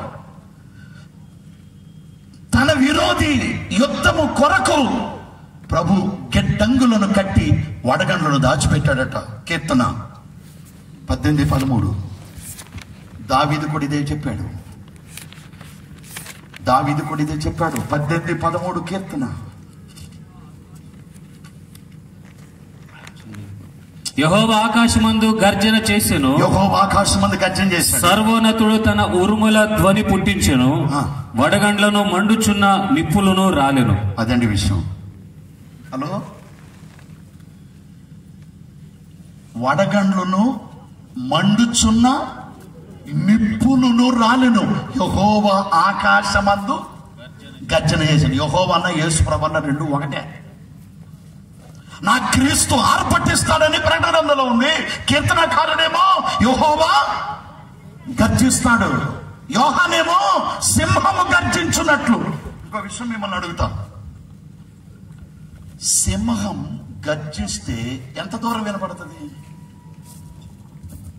ఎవరు చెప్తారు? సింహం గట్టిగా అరిచింది అనుకోండి, గర్జించింది అనుకోండి, ఎంత దూరం వినపడుతుంది?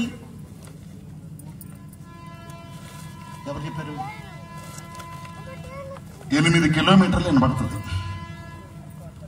8 కిలోమీటర్లు అంటే ఎక్కడి నుంచి ఎంత దూరం సుమారు? అంటే ఇక్కడ నుంచి పేరేచర్ల 8 కిలోమీటర్ల అంతేనా? ఆ రైలు కోతలో మీరు చెప్పేది వినపట్ల. 8 కిలోమీటర్ల దూరం వరకు వినపడుతుంది. ఎంత దూరం మీరు ఇక్కడ దగ్గరలో ఏముందో చూసుకోండి. దోశల కంపెనీ. సరే, అందరికి అర్థమైంది, దేవుడు ఇస్తాం. సారీ,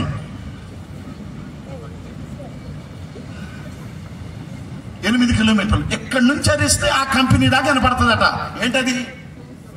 సింహం. నాకెలా తెలుసు? Discovery. Animal planet. Animal planet లో జంతువుల శాస్త్రజ్ఞులు ఉంటారు కదా, వాళ్ళు డిక్లేర్ చేశారు. అచ్చా, సింహం గర్జిస్తే 8 కిలోమీటర్లు.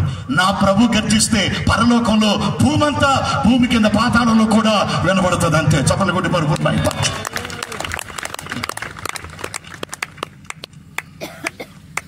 ఉరిమితే పిడుగులు పడతాయి. నా ప్రభు గర్జిస్తే వడగండ్లు. వాటి బరువు ఎంత? 5 మణుగులు, 5 పొదులు, 50. తట్టుకోగలరా? భరించగలరా?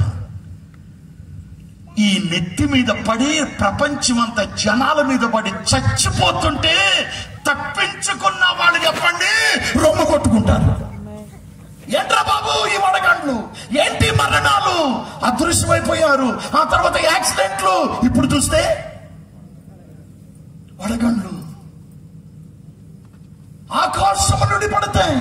టపా టపా టపా టపా. ఎన్ని కోట్ల మంది చచ్చిపోతారు. టీవీల నుండి ఇవే వార్తలు, పేపర్ నుండి ఇవే వార్తలు. విన్న వారు గుండెలు అవిసిపోయి ఇప్పుడు చెప్పండి ఏం కొట్టుకుంటారు? అది విషయం. రొమ్ము కొట్టుకుందరు. యేసయ్య వచ్చే టైంలో జరిగే సంఘటనలు ఇవి. ఇది ఇట్లా పక్కన పెట్టండి. మరి వెళ్ళిపోయిన వాళ్ళందరూ ఎక్కడున్నారు? అంతకు ముందే మాయమైపోయారని చెప్పారు కదా.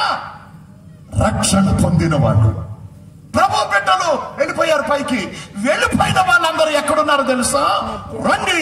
అదే ప్రకటన 15:2. 15వ అధ్యాయము 2వ వచనం. టక్మని అందుకోవాలి. స్తోత్రం. మరియు అగ్నితో కలిసి ఉన్న స్ఫటికపు సముద్రము వంటిది ఒకటి నేను చూచితిని. ఆ క్రూర మృగమునకు, దాని ప్రతిమకు, దాని పేరు గల సంఖ్యకును లోబడక వాటిని జయించిన వారు దేవుని వీణలు గలవారై ఆ స్ఫటికపు సముద్రమునొద్ద నిలిచి ఉండుట చూచితిని. ఆగండి. ఇందాక అదే ఆ రోజు అని పాడారుగా, పాడేవా లేదా? అదే పాటలో వడగండ్లు చరణం ఉంది తెలుసా? వడగండ్లు కురిసే రోజు, భూమి సగం కాలే రోజు. వడగండ్లు కురిసే రోజు, భూమి సగం కాలే రోజు, నక్షత్రం రాలే రోజు, నీరు చేరువయ్యే రోజు, నక్షత్రం రాలే రోజు, నీరు చేరువయ్యే రోజు, ఆ రోజు శ్రమ నుండి తప్పించే నాదుడు లేడు, ఆ రోజు శ్రమ నుండి తప్పించే నాదుడు లేడు. అదే ఆ రోజు, యేసయ్య ఉగ్రత రోజు, ఏడేళ్ల శ్రమల రోజు, పాపులంతా ఏడ్చే రోజు. అదే ఆ రోజు. వడగండ్లు ఈ చరణం అప్పుడు నెరవేరుతుంది. తల్లి జాడ పిల్ల జాడ అప్పుడు నెరవేరు. ఇది పక్కన పెట్టి దీన్ని చూచి రొమ్ము కొట్టుకుంటారు. మరి ఎత్తబడిన వాళ్ళు ఎక్కడున్నారంటే 15:2 ఇప్పుడు చదివాం చూడండి జాగ్రత్తగా. దేవుని వీణగలవారై, 2వ వచనం చివర, దేవుని ఆ స్ఫటికపు సముద్రమునొద్ద నిలిచి ఉండుట చూచి. ఇడుచోండి. పరలోకంలో ఒక సముద్రం ఉందట. అది ఏ సముద్రమో తెలుసా? స్ఫటికపు, ఇంగ్లీష్ లో గ్లాస్ అని ఉంది, గాజు వంటి సముద్రం. పరలోకంలో స్ఫటికపు సముద్రం ఉంది, గాజు వంటి సముద్రం. ఎత్తబడిన వాళ్ళు కోట్ల మంది ఉంటారు కదా, వీళ్ళు ఎవరట? జయించిన వారు. ఆమేన్. పాపాన్ని జయించిన వారు, దుష్ట కోరికలు జయించిన వారు, పాపిష్టి మనస్తత్వాన్ని, తాగాలని పురుకోలు మనసు ప్రేరేపిస్తూ ఉంటది, ఫ్రెండ్స్ ప్రేరేపిస్తారు, తాగకుండా వీటన్నిటిని జయించాలి. శరీర కోరికలు జయించాలి. జయించిన వారు ఎత్తబడి అక్కడ ఉంటారు. వీళ్ళే పరసంబంధం. ఆ సముద్రం చుట్టూ చేరి, నా వైపు చూడండి, వీళ్ళ చేతుల్లోకి వీణ వస్తుందట. వీణ ఎలా ఉంటుందో తెలుసా మీకు? ఎలా ఉంటుంది?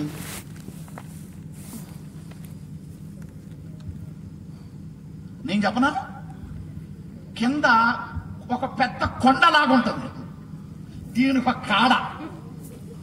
కొంతమంది అటు చెప్తేనే అర్థమవుతుంది. స్తోత్రం. మీరు వాయిస్ ఎవరికి అర్థం కాదు. అసలు అది వేడో కాదో మాకు తెలియదు. మా చర్చిలో అన్ని ఎల్సీడీలు ఉంటాయి, నేను అది చూపించేవాడిని. చూపిస్తున్నా, అదే మీకు అర్థమైన. కింద కొండలాగా ఉంటది, పెద్ద కాడు ఉంటది, అది ఫిరంగపురం భాషాధార. దాన్ని స్ట్రింగ్స్ అంటారు కదా. స్ట్రింగ్స్ అంటారు అంటే తీగల్లాగా ఉంటాయి. అన్ని పాటలకు వాయించరు దాన్ని, క్లాసికల్ పాటలకు వాయిస్తారు దాన్ని. ఒక్క పూట వస్తే చాలా రేట్ అవుతుంది ఆ వాయిద్యం. అన్ని పాటలకు వాయించరు దాన్ని, చాలా అఫీషియల్ అది ఇన్స్ట్రుమెంట్ అది. స్తోత్రం.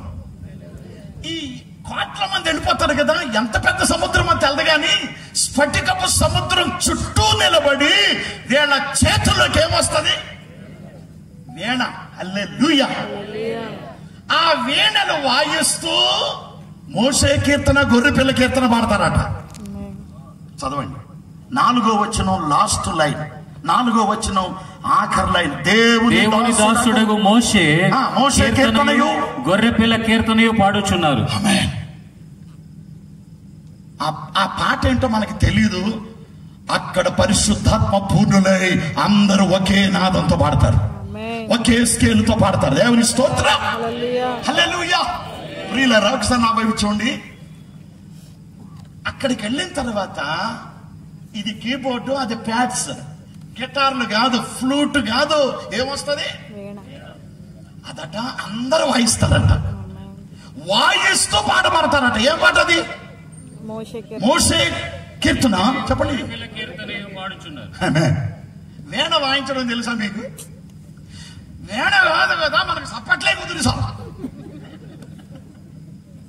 మీరు చూశారు పాట పాడేటప్పుడు కొంతమంది ఇటు కొడతారు, కొంతమంది ఇలా, కొంతమంది. అరే మీ దేశం అంతా తిరుగుతున్నాం, చూస్తున్నాం. మనకు చప్పట్లు కుదరు, కానీ అక్కడికి వెళ్ళిన తర్వాత వీణలు వస్తాయట. చప్పట్లు కొట్టి ప్రభుని మహిమపరుద్దాం. హల్లెలూయా. ఎంత గొప్ప అనుభవం! సంతోషంతో, ఆనందముతో, లోక బాధలన్నీ మర్చిపోయి పరలోకంలో, ఇక్కడ 7 వింతలు కాదు, బోలుడు వింతలోనే పరలోకంలో. ఆమేన్, ఆమేన్, ఆమేన్. అక్కడ సూర్యుడు లేడట, గొర్రె పిల్ల అయిన యేసే దీపమట అక్కడ, నీతి సూర్యుడైన యేసే దీపమట అక్కడ. సముద్రం లేదు, ఒక గాజు వంటి సముద్రమే ఉంది, స్ఫటిక సముద్రమే ఉంది. చీకటి లేదు, శాపము లేదు. ఫేస్ టు ఫేస్ మన ప్రభువుని చూడబోతున్నాం. తండ్రి అయిన దేవుణ్ణి ఫేస్ టు ఫేస్ చూడబోతున్నాం. పరిశుద్ధాత్ముడు ఎలా ఉంటాడో తెలీదు, ఆయన కూడా మనం చూసి కలుసుకోబోతున్నాం. స్తోత్రం చెప్పండి గట్టిగా. హల్లెలూయా. హానోకు తెలుసా, నోవాహు తాత తెలుసా, అబ్రాహాము తెలుసా, ఇస్సాకు తెలుసా, మోషే తెలుసా, హబక్కూకు తెలుసా, యెషయా తెలుసా? ఎవరో తెలీదు. ఇక్కడ కన్ను మూసిన వెంటనే వాళ్ళందరినీ పరలోకంలో కలుసుకొని చూడబోతున్నాం.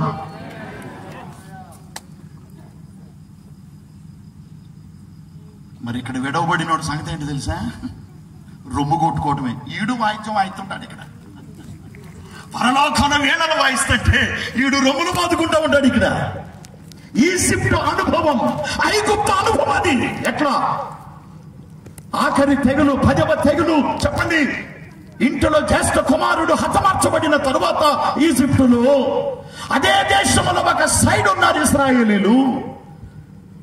ఇశ్రాయేలీలో జ్యేష్ఠ కుమారుడు చనిపోలేదు. ఆ తెగులు ఎవరింటికి రాలేదు. ఉదయం లేచి చూస్తే ప్రతి ఇంటిలో ఐగుప్తీల గృహాల్లో శవాలు. ఇశ్రాయేలీలు సంతోషించారు. అదే టైంలో ఐగుప్తీలు ఏడ్చారు. యేసయ్య రెండో రాకడ టైంలో కూడా ఒకేసారి సంభవాలు జరుగుతాయి. ఎత్తబడినోళ్ళు చెప్పండి, వీడలు పట్టుకుని ప్రభుని ఆరాధిస్తూ ఉంటే ఇక్కడ భూ సంబంధాలు ఉన్నారే, పేకాటగాళ్ళు, తాగుబోతులు, చిట్టుబోతులు, ఏంటి గంజాయి batch, blade batch, gutka batch, ఖైనీలు బ్యాచి, వాక్యం చెప్తుంటే ఓహో భలే చెప్తున్నాళ్లే అని ఎగటాలు చేసే బ్యాచి.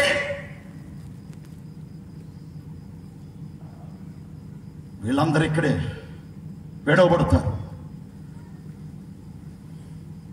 ఎంత చెప్పినా మార్పు లేని వాళ్ళు రొమ్ము కొట్టుకునే పరిస్థితి. ఇప్పుడు మీరు చెప్పండి, ఎత్తబడదామా ఉందామా? ఇక్కడ నేను ఎత్తబడతాను. నాకు ఈ గొడవ అంత ఎందుకన్నా వాళ్ళు చెయ్యొద్దండి. దేవుని స్తోత్రం. చెయ్యెత్తిన సంగతి తర్వాత చూద్దాం. ఇక మూడవ అంశంలోకి వస్తున్నా. హల్లెలూయా.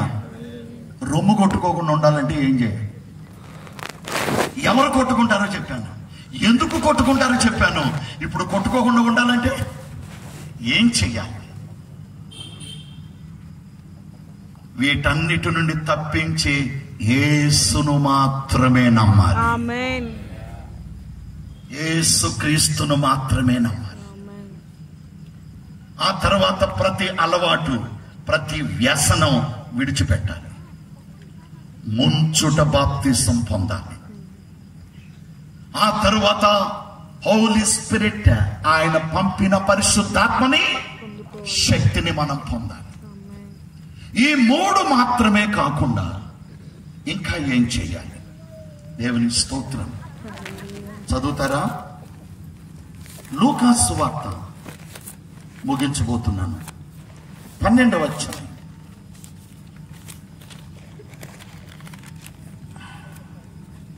లూకా సువార్త 12:35. మీ నడుములు కట్టుకొని ఉండుడి. చాలు చాలు చాలు చాలమ్మా. రొమ్ము కొట్టుకోకుండా ఉండడానికి నడుము కట్టుకోవడానికి సంబంధం ఏంటండి? ఇది ఎవరు చెప్పారు? ప్రవక్తలు చెప్పారా? యేసు ప్రభు శిష్యులు చెప్పారా? ఎవరో చెప్పలో, స్వయంగా యేసు ప్రభు చెప్పాడు ఈ మాట. నడుము కట్టుకుని ఉండుడి. ప్రభుని నమ్మాలి, బాప్తిసం పొందాలి. బాప్తిసం ఎప్పుడు పొందాలంటే ప్రతి పాపం విడిచిన తర్వాత, ప్రతి వ్యసనం విడిచిన తర్వాత బాప్తిసం పొందాలి. ఆ తర్వాత అభిషేకం, హోలీ స్పిరిట్ అనాయింటింగ్ మన జీవితంలో పొందాలి. 4వది ఏంటంటే నడుములు కట్టుకోవాలి. నడుము కట్టుకోవడం అంటే అర్థం ఏంటి? పేతురు గారు దానికి ఆన్సర్ ఇచ్చాడు. 1 పేతురు 1:13. మనస్సు అను నడుము కట్టుకోండి. మనస్సును కట్టుకోవాలి. పట్టణమును పట్టుకుని వానికంటే మనస్సును స్వాధీనపరుచుకున్నవాడు శ్రేష్ఠుడు. రక్షణ పొందిన తర్వాత కొంతమంది ఏమంటారంటే, లాగేస్తుంది అయ్యా మనస్సు అని. లాగకుండానే మనస్సును అరికట్టుకోవాలి. Praise the lord. క్రీస్తు యేసు లాంటి మనస్సుని మనం ఆయుధంగా ధరించుకోవాలట. ఆ సృష్టిగారు ఎవరో చెప్పారు. నడుము అంటే మనస్సు. నంబర్ 4 అక్కడే ఉంది. 35 మీ దీపములు వెలుగుచుండనీయుడి. దీపం అంటే ఏంటి? సొలొమోను చెప్పాడు కదా, యెహోవా ఆత్మ యెహోవా పెట్టిన దీపం. ఆ నరుని ఆత్మ యెహోవా పెట్టిన దీపం. అంటే మన ఆత్మలు వెలుగుతుండాలి, మండుతూ ఉండాలి. ఈ కోటాలు అప్పుడే కాదు, గుడ్ ఫ్రైడే అప్పుడు కాదు, ఈస్టర్ అప్పుడే కాదు, క్రిస్మస్ అప్పుడే కాదు, న్యూ ఇయర్ అప్పుడే కాదు, ఎవ్రీ డే ఈ దీపాలు వెలుగుతూనే ఉండాలి, మండుతూ ఉండాలి. మీ అందరికీ తెలుసు మత్తయి 25లో 10 మంది కన్యకులు, 5 బుద్ధి లేనుళ్ళు, 5 బుద్ధి గలవారు. పెండ్లి కుమారుడు వచ్చాడు, అందరూ వెలిగించారు అగ్గిపెట్టెలు, కానీ 5 దీపాలే వెలిగాయి. వాళ్ళు బుద్ధిమంతులు. వాళ్ళ దీపాల్లో ఏముంది? నూనె ఉంది. మన ఆత్మలు ఎప్పుడు మండుతూ ఉండాలి, వెలిగించబడుతూ ఉండాలి, ప్రభువులు కొనసాగుతూ ఉండాలి. ఆమేన్. నా కోరిక ఇక్కడ ఉన్నటువంటి సంఘం మోషే చూచిన హోరేబు కొండ దగ్గర ఉన్న మండుచున్న పొదలాగా ఉండాలి, ఎప్పుడు మండుతూ ఉండాలి, క్రీస్తులో సాగుతూ ఉండాలి. హల్లెలూయా. 3వది చూద్దాం. కొరింథీ పత్రిక, 1 కొరింథీ పత్రిక. స్తోత్రం. 1వ అధ్యాయం 7వ వచనం. గనుక 1 కొరింథీ 1:7. గనుక ఏ కృపా వరమునందు లోపము లేక మీరు మన ప్రభు అయిన యేసు క్రీస్తు ప్రత్యక్షత కొరకు ఎదురు చూచుచున్నారు. చాలండి. ఏ కృపావరమందును లోపము లేక. మన జీవితంలో ఏ లోపం కనపడకూడదు. ఇటు చూడాలి. ఒక్క 10 నిమిషాల్లో, ఓ పావు గంటలో ముగించడానికి ప్రయత్నం చేస్తాను. మన జీవితంలో చిన్న లోపం కూడా కనపడకూడదు. నేను ఒకసారి ఢిల్లీ వెళ్ళాల్సిన పని ఏర్పడింది. నేను ఇంకొక సహోదరుడు శంషాబాద్ నుంచి ఢిల్లీ వెళ్ళాలి. పొద్దున్న సాయంత్రం వచ్చారు. నాకు బైబిల్ బ్యాగ్ ఉంది. ఆ బ్యాగ్లో బైబిల్ ఉంటుంది. షర్టు నలిగిపోతుందని చెప్పి వేరే షర్టు పెట్టుకున్నాను. ఆ బ్యాగ్ మాత్రమే తీసుకొని వెళ్తున్నాను. ఎయిర్పోర్టులో ప్రతిదీ చెక్ చేస్తాను.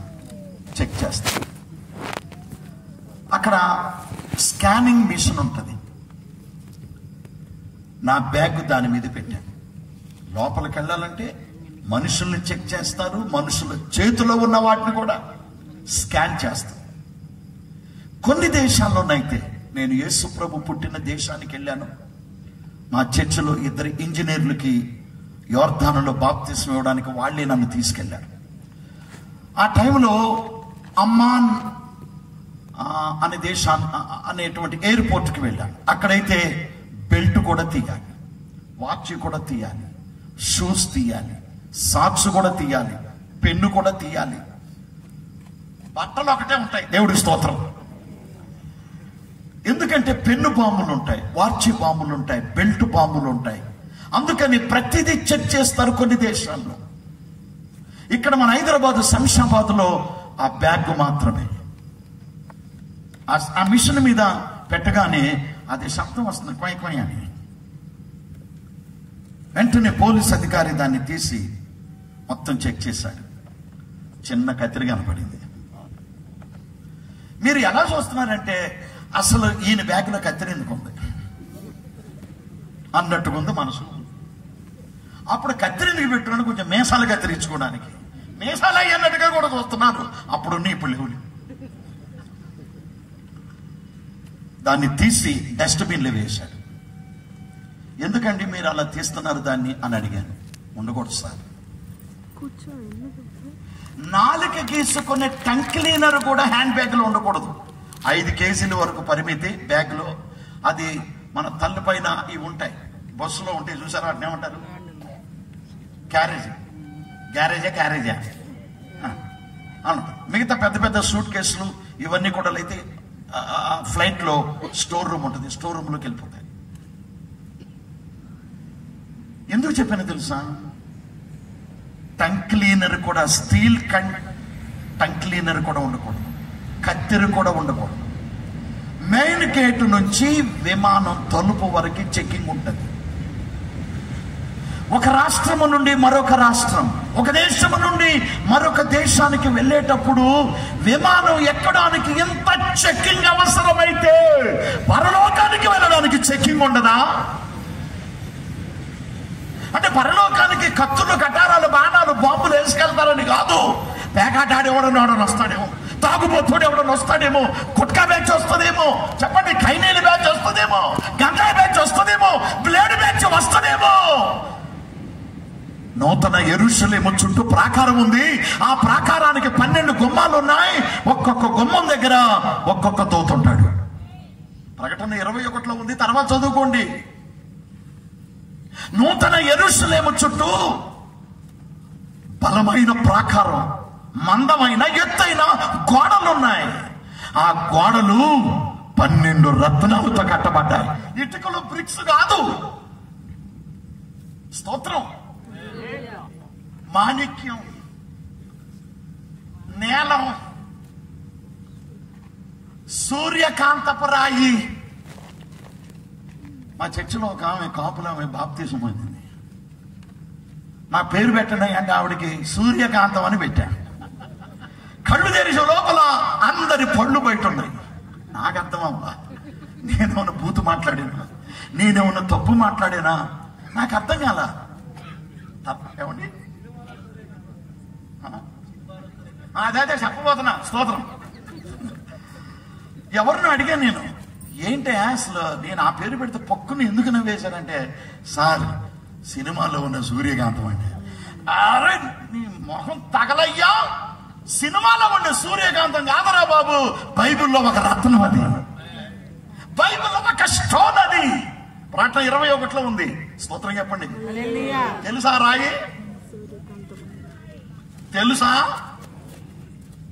మనకి ఇటుకలు, బ్రిక్స్లు, ఆభరాలు తెలుసు. సూర్యకాంతం తెలీదు, మాణిక్యం తెలీదు, నీలం తెలీదు. తెలుసా? కెంపు తెలీదు. ఆ ప్రాకారం విలువైన రత్నాలతో కట్టబడింది. చాలా ఎత్తుగా ఉంటది. దాని మందం కూడా చెప్పబడింది. తీసుకుంటే వెళ్ళిపోతుంది ఇక లోతుగా. స్తోత్రం. ఆ ప్రాకారానికి 12 గుమ్మాలు ఉన్నాయి. ఒక్కొక్క గుమ్మం దగ్గర ఎవరున్నారు? దేవదూతున్నాడు. గొడవ వెళ్ళటం కాదు, లోపలికి దూతండి స్టాప్ అంటాడు. ఆగు. ఒక పరిశుద్ధురాలు దర్శనం చూచింది. ఆ దర్శనం ఒక పుస్తకంలో రాయబడింది. అది నేను చదివింది మీకు చెప్తున్నా. కోట్ల మంది క్రైస్తవులు పరలోకము వైపు వెళుతున్నారట, పరిగెత్తుతున్నారు. కోట్ల మంది పరుగెత్తి పరుగెత్తి పరుగెత్తి. ఇదంతా దర్శనం. మధ్యలో అలసిపోయి చెమట్లు పట్టి ఆగిపోయారట. అలుపొచ్చి కొంచెంసేపు విశ్రాంతి తీసుకుని, మనం మోక్షము వైపు కదా, పరలోకం వైపు కదా వెళ్ళేది అని కొంచెం ఓపిక తెచ్చుకొని మళ్ళీ పరుగెత్తారట. పరుగెత్తి పరుగెత్తి ఎట్టకేలకు గుమ్మం దగ్గరకు చేరుకున్నారు. పరలోకపు గుమ్మం. ఆ గుమ్మం లోపల అడుగు పెట్టబోతుంటే దేవదూతుండి ఆగండి అన్నాడు. Where is your entry card? Me pass ఎక్కడ? బీటెక్ చదివినోళ్ళు, ఎంటెక్ చదివినోళ్ళు, ఎంబీఏ చదివినోడికి వెళ్ళి ఉద్యోగం చేసుకుంటారు. హైదరాబాద్, చెన్నై, బెంగళూరు, ఢిల్లీ, అవునా కదా? ఆ కంపెనీల దగ్గర లోపల వర్క్ చేసే వాళ్ళకు కూడా ఏమిస్తారు? పాస్ ఇస్తారు, ఎంట్రీ పాస్. అంతే. వాచ్మెన్ అక్కడ ఆపేస్తాడు, లేక స్కాన్ చేస్తుంది, మొత్తం సీసీ కెమెరాలో పడిపోతుంది. ఆ పాస్ చూపిస్తే తప్ప లోపలికి వెళ్ళనివ్వరు. అక్కడ ఎంప్లాయ్ అయినా సరే. పరలోకంలో కూడా దేవదూత పాస్ అడిగాడు, మీ ఎంట్రీ కార్డు ఇది. వెంటనే జేబులో చేతులు పెట్టి తడుముకుంటున్నారు. కోట్ల మంది పరిగెత్తారు, అతి కొద్ది మంది దగ్గర మాత్రమే ఎంట్రీ పాస్ ఉంది. ఆ పాస్ ఉన్నవాడే లోపలికి అడుగు పెట్టమన్నాడు దూత. Go back. అరే రే రే రే, ఎంత దూరం పరిగెత్తుకుంటూ వచ్చామే, మాకు కొంచెం అవకాశం ఇవ్వరా లోపలికి వెళ్ళడానికి. నో, పాస్ ఉండాలి, వెళ్ళిపోండి. రొమ్ములు కొట్టుకుంటూ ఏడుస్తున్నారు ఆవిడ దర్శనంలో. అడుగు పెట్టిన వారి ఆ ఎంట్రీ పాస్ ఓపెన్ చేసి చూస్తే సువర్ణ అక్షరాలతో 2 మాటలు చెక్కబడ్డాయి. ఒకటి ప్యూరిటీ, రెండవది హ్యూమిలిటీ. ప్యూరిటీ పవిత్రత, హ్యూమిలిటీ తగ్గింపు. ఈ 2 అక్షరాలు బంగారముతో ఆ పాసలో లిఖించబడ్డాయట. ఆ పరిశుద్ధురాలకి కనబడిన దర్శనంలో ఈ పాస్ ఉన్న వాళ్ళని లోపలికి ఎంటర్ అవ్వండి. పరిశుద్ధత ఉందా? భజన చేస్తున్నాం, బైబిల్ చదువుతున్నాం, పాటలు పాడుతున్నాం, కానుకలు వేస్తున్నాం, వెరీ గుడ్. మనం ఆరాధించే దేవుడు లోపము లేని పరిశుద్ధుడు, పవిత్రుడు. ఆయన దూతలు పరిశుద్ధులు, ఆయన సింహాసనం పరిశుద్ధమైంది, ఆ లోకం పరిశుద్ధమైంది, ఆ వాతావరణం పరిశుద్ధమైంది. అక్కడికి అడుగు పెట్టేవారు కూడా పరిశుద్ధులే. నేను పుట్టు క్రైస్తవుడిని, క్రైస్తవురాలుని అంటే కుదరదు. Get out అన్నారంతే.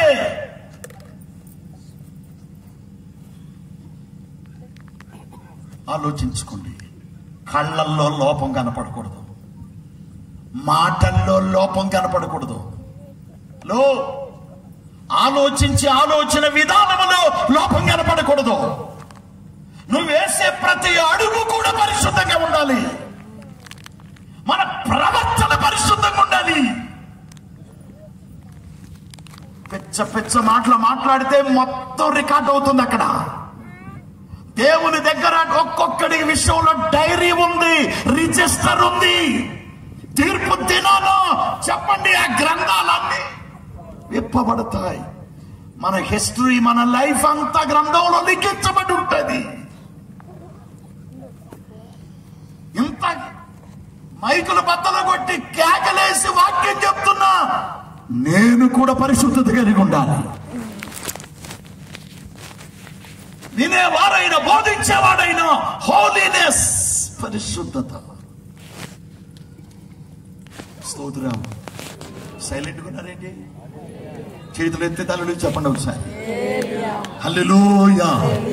ఒక విమానం ఎక్కడానికి చిన్న కత్తెర లోపంగా ఉంటే పిచ్చపిచ్చడు వెళ్తానండి పరిశుద్ధ లోకానికి.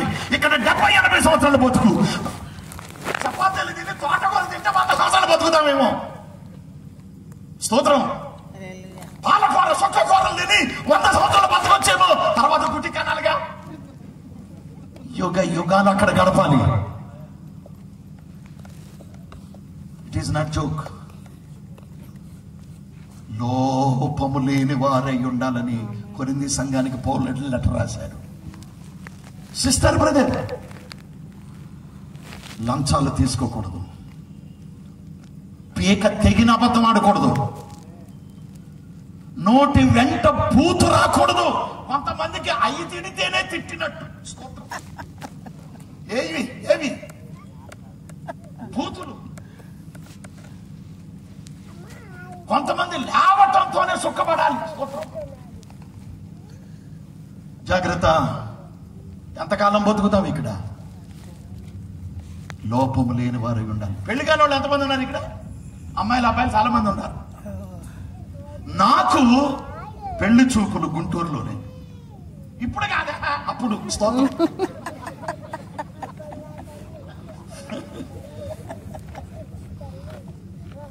గుంటూరులో మా బావగారు ఉన్నారు, విజయవాడలో ఇంకో బావగారు ఉన్నారు. ఒక ఆయన చనిపోయాడు. గుంటూరులో బావగారి ఇంట్లో పెళ్లి చూపు. ఈ ఏరియాలో నుంచే వచ్చింది ఒక సంబంధం, అది ఇప్పుడు గుర్తులేదు. స్తోత్రం. అమ్మాయి తరపున పెళ్లి పెద్దలు వచ్చారు. మాది గుంటూరే అబ్బా. సేవ నిమిత్తం విజయవాడ వెళ్ళాను. అమ్మ నాన్న ఇద్దరు టీచర్స్, మాది గుంటూరే.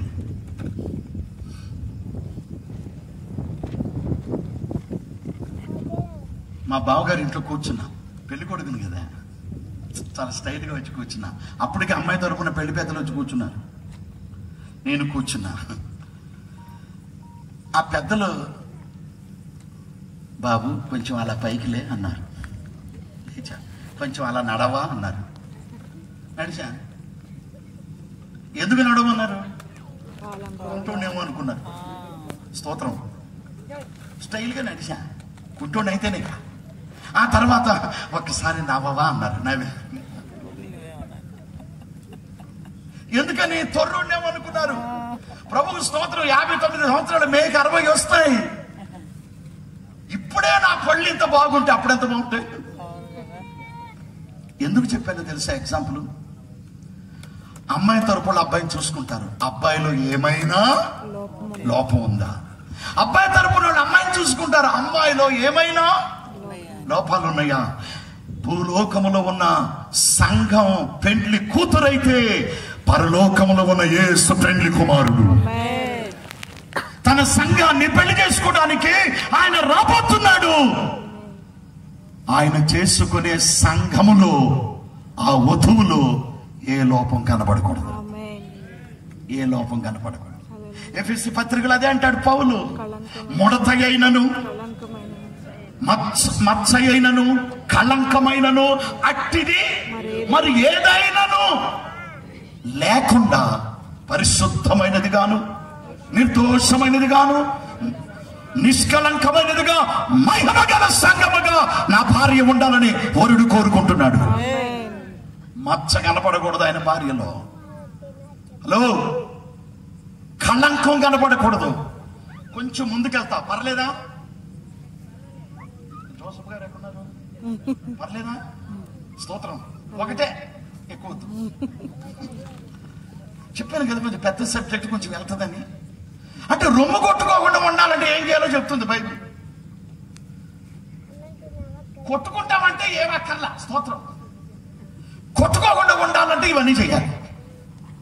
హల్లెలూయా చెప్పరా ఒకసారి. ఎవరికి? యేసయ్య కదా. ఒళ్ళు దగ్గర పెట్టుకొని చెప్పండి, చేతులు ఎత్తి చెప్పండి మర్యాదగా, హార్ట్ ఫుల్ గా చెప్పండి. అబ్బా గట్టిగా చెప్పండి, కొడుతూ స్పీడ్ గా చెప్పండి ఒకసారి. Glory to Jesus, we praise you Lord. పాత నిబంధనలోకి వెళ్దాం. క్రీస్తు పూర్వం ఎవడైనా యెహోవాకి ఫుడ్ అర్పించాలనుకుంటే, ఆహారం అర్పించాలనుకుంటే వాడు కళంకము లేని వాడై ఉండాలి అని దేవుడు మోషే ద్వారా చెప్పాడు ఇశ్రాయేలుకి. అర్థమైంది నేను చెప్పింది? దేవునికి ఆహారం పెట్టేవాడు ఎవడైనా ఉంటే వాడు ప్రత్యక్ష గుడారానికి వచ్చేటప్పుడు ఆ వ్యక్తి ఎలాంటి వాడై ఉండకూడదు? కళంకం అంటే ఏ లోపం లేనివాడై ఉండాలి. లోపం లేని వారై అంటే అర్థం ఏంటి? కళంకం అంటే అర్థం ఏంటి? కాళ్ళు చేతులు విరిగినోడు దేవుడికి ఆహారం పెట్టకూడదు. గుడ్డోడు వచ్చి యెహోవాకు ఆహారం పెట్టకూడదు. కుంటోడు వచ్చి యెహోవాకు ఆహారం పెట్టకూడదు. హలో, వృషణములు నలిగిన వాడు యెహోవాకు ఆహారం పెట్టకూడదు. గుచ్చోడు అంటే తెలుసా? స్తోత్రం. మరగుచ్చోడు రాకూడదు, గచ్చోడు రాకూడదు, కంటిలో పువ్వు కలిగినోడు రాకూడదు. విపరీతమైన అవయవాలు, కొంతమందికి 6 వేళ్ళు ఉంటాయి తెలుసా? కొంతమందికి 6 వేళ్ళు ఉంటాయి. విపరీతమైన అవయవాలు కలిగినోడు కూడా. చదవండి వాక్యం, లేవీకాండం స్తోత్రం 21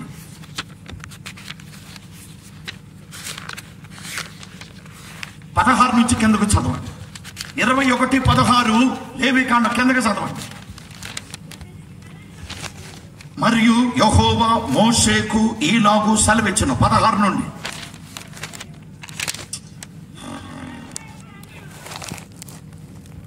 నీవు అహరోనుతో ఇట్లనుము, నీ సంతతి వారిలో ఒకనికి కలంకమేదైనను కలిగిన ఎడల అతడు తన దేవునికి ఆహారము అర్పించుటకు సమీపింపకూడదు.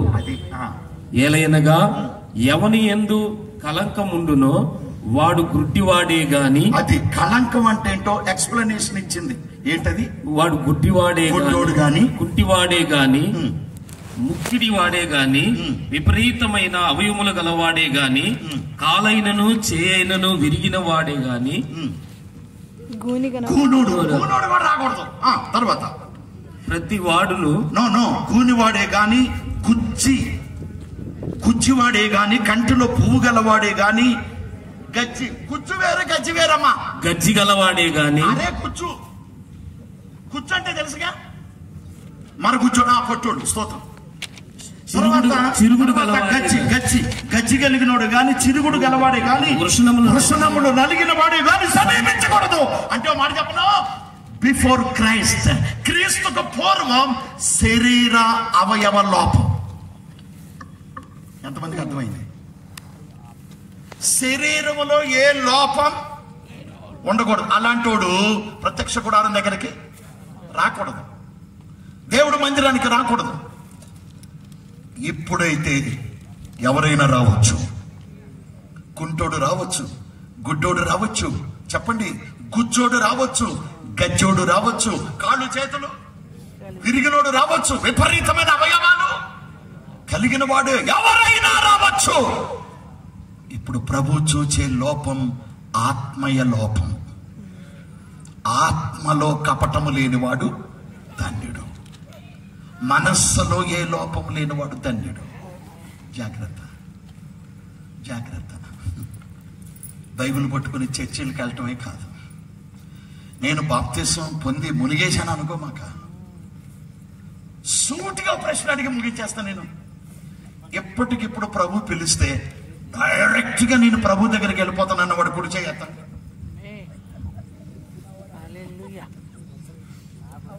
అంత భయం అంటే ఏదో ఉంది.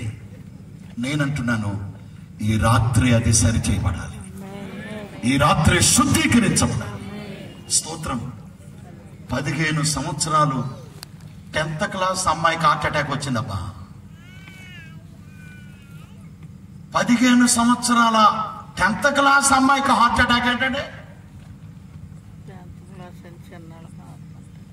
హైదరాబాద్ లో వాక్యం చెప్పడానికి వెళ్ళాను. ఫెలోషిప్ ప్రెసిడెంట్ నా కారులో ఉన్నాడు. మీటింగ్ ప్లేస్ కి వెళ్తున్నాం. ఆ ప్రెసిడెంట్ కి ఫోన్ వచ్చింది. ఒక పాస్టర్ గారు ఫోన్ చేశాడు, సార్ మా అబ్బాయి చచ్చిపోయాడు. అప్పుడు ఆ ప్రెసిడెంట్ని అడిగాడు, నా కారులో ఉన్నారు ఆయన. ఆ అబ్బాయికి వయసు ఎంత? 25 సంవత్సరాలట. ఎందుకు చచ్చిపోయాడు? Heart attack. 25 సంవత్సరాలకి హార్ట్ అటాక్ ఏంటంటే 50, 60, 70, 80 ఏడుకి రావాలి, కానీ 15 సంవత్సరాలకి హార్ట్ అటాక్ వస్తుంది. ఎప్పుడు ఎక్కడ ఎవరిని దేవుడు పిలుస్తాడో తెలీదు. ప్రతి క్షణం లోపము లేని వారమై ఉండునట్టు చూసుకోవాలి మనం. చప్పట్లు కొట్టి ప్రభువును మహిమపరుద్దాం. నేనైనా మీరైనా ఎల్బీ నగర్ హైదరాబాద్ లో ఒక పాస్టర్ గారి దగ్గర వాక్యం చెప్పడానికి వెళ్ళాను. పెద్ద దైవజనుడైన. ఆ తర్వాత వచ్చేసాను. హైదరాబాద్ పెద్ద ఫంక్షన్ హాల్లో పెళ్లి చేస్తున్నాడు ఆ పాస్టర్ గారు. ఫేస్బుక్ లో, యూట్యూబ్ లో కూడా వైరల్ అయింది అది. అదే పాస్టర్ గారు ప్రసంగం పెళ్లి చేస్తున్నాడు పెద్ద ఫంక్షన్ హాల్లో. అబ్బాయి చేత ప్రమాణాలు చెప్పించాడు, పెళ్లి కొడుకు చేత. అమ్మాయితో చెప్పించడానికి సిద్ధపడుతున్నాడు. అంతే వెనక్కు వాలిపోయాడు. హార్ట్ అటాక్ చచ్చిపోయాడు స్టేజ్ మీదే పెళ్లి మధ్యలో. ఆ పాస్టర్ గారి చర్చిలో నేను వాక్యం చెప్పడానికి వెళ్ళాను. నేను ఏం జరుగుతుందో తెలియదు. అందుకే నేనంటాను, ప్రతి క్షణం ఏ లోపం లేకుండా చూసుకుందాం. స్తోత్రం. లోపం ఉంటే దేవతో తాపేస్తాడు. నీ దగ్గర పాస్ ఉందా అంటే దాని అర్థం పరిశుద్ధత ఉందా? హ్యూమిలిటీ, హంబుల్, తగ్గింపు జీవితం ఉందా? పరిశీలన చేస్తాను. పాత నిబంధనలో శరీర అవయవాలు, కొత్త నిబంధనకు వచ్చేసరికి ఆత్మలో ఏ లోపం కనపడకూడదు. అలాగని ఆత్మే కదా పరలోకం చేరేది. శరీరంతో ఏం చేసినా దేవుడు పట్టించుకోవడం అన్నమాట. పౌలు తెస్సలోనికే సంఘానికి ఉత్తరం రాశాడు, ఆయన వచ్చే సమయానికి నీ ఆత్మ, నీ ప్రాణం, నీ శరీరం కూడా నిందారహితంగా ఉండాలన్నాడు. నిందారహితంగా. స్తోత్రం. చెప్పనా, ఈ బాడీ కూడా నిందారహితంగా ఉంటే, ఈ శరీరం కూడా పరిశుద్ధంగా ఉంటే, పాతి పెట్టబడిన మట్టైపోయినా, దుమ్మైపోయినా, ధూళైపోయినా దేవుడు దానినే మహిమా శరీరంగా లేపుతాడు. నింద లేని, పాపము లేని శరీరముగా మనము నిద్రిస్తే, పాతి పెట్టబడితే, ఆ శరీరాలని మహిమా శరీరాలుగా ప్రభు రూపాంతరపరుస్తాడు. ఈ రాత్రి కాలంలో వాక్యం వింటున్న దేవుని బిడ్డ, మాటల వల్ల ఏమైనా లోపం కనపడుతుందా? చెడ్డగా మాట్లాడేస్తున్నావా? ఎవరికన్నా ఇవ్వాల్సిన డబ్బులు ఎగ్గొట్టి దోచేసుకున్నాను అనుకుంటున్నావా? అడుగు పెట్టలేవు లోపలికి, త్వరగా ఇచ్చేయి. స్తోత్రం. లంచాలు తీసుకుంటున్నావా? వద్దు. మీ జీతాలతో తృప్తి పొందమని చెప్పాడు యోహాను సైనికులతో. చెప్పే నేనైనా మీరైనా ఎవరైనా సరే ఆ గుమ్మం లోపలికి అడుగు పెట్టాలంటే లోపము లేని వారై ఉండాలి. ఇది మూడవది. స్తోత్రం. ఒకటి నడుం కట్టుకోవాలి, తర్వాత మన ఆత్మలు వెలుగుతూ మండుతూ ఉండాలి, చల్లారిపోకూడదు. తర్వాత ఏంటి? ఏ లోపం లేని వారై ఉండాలి.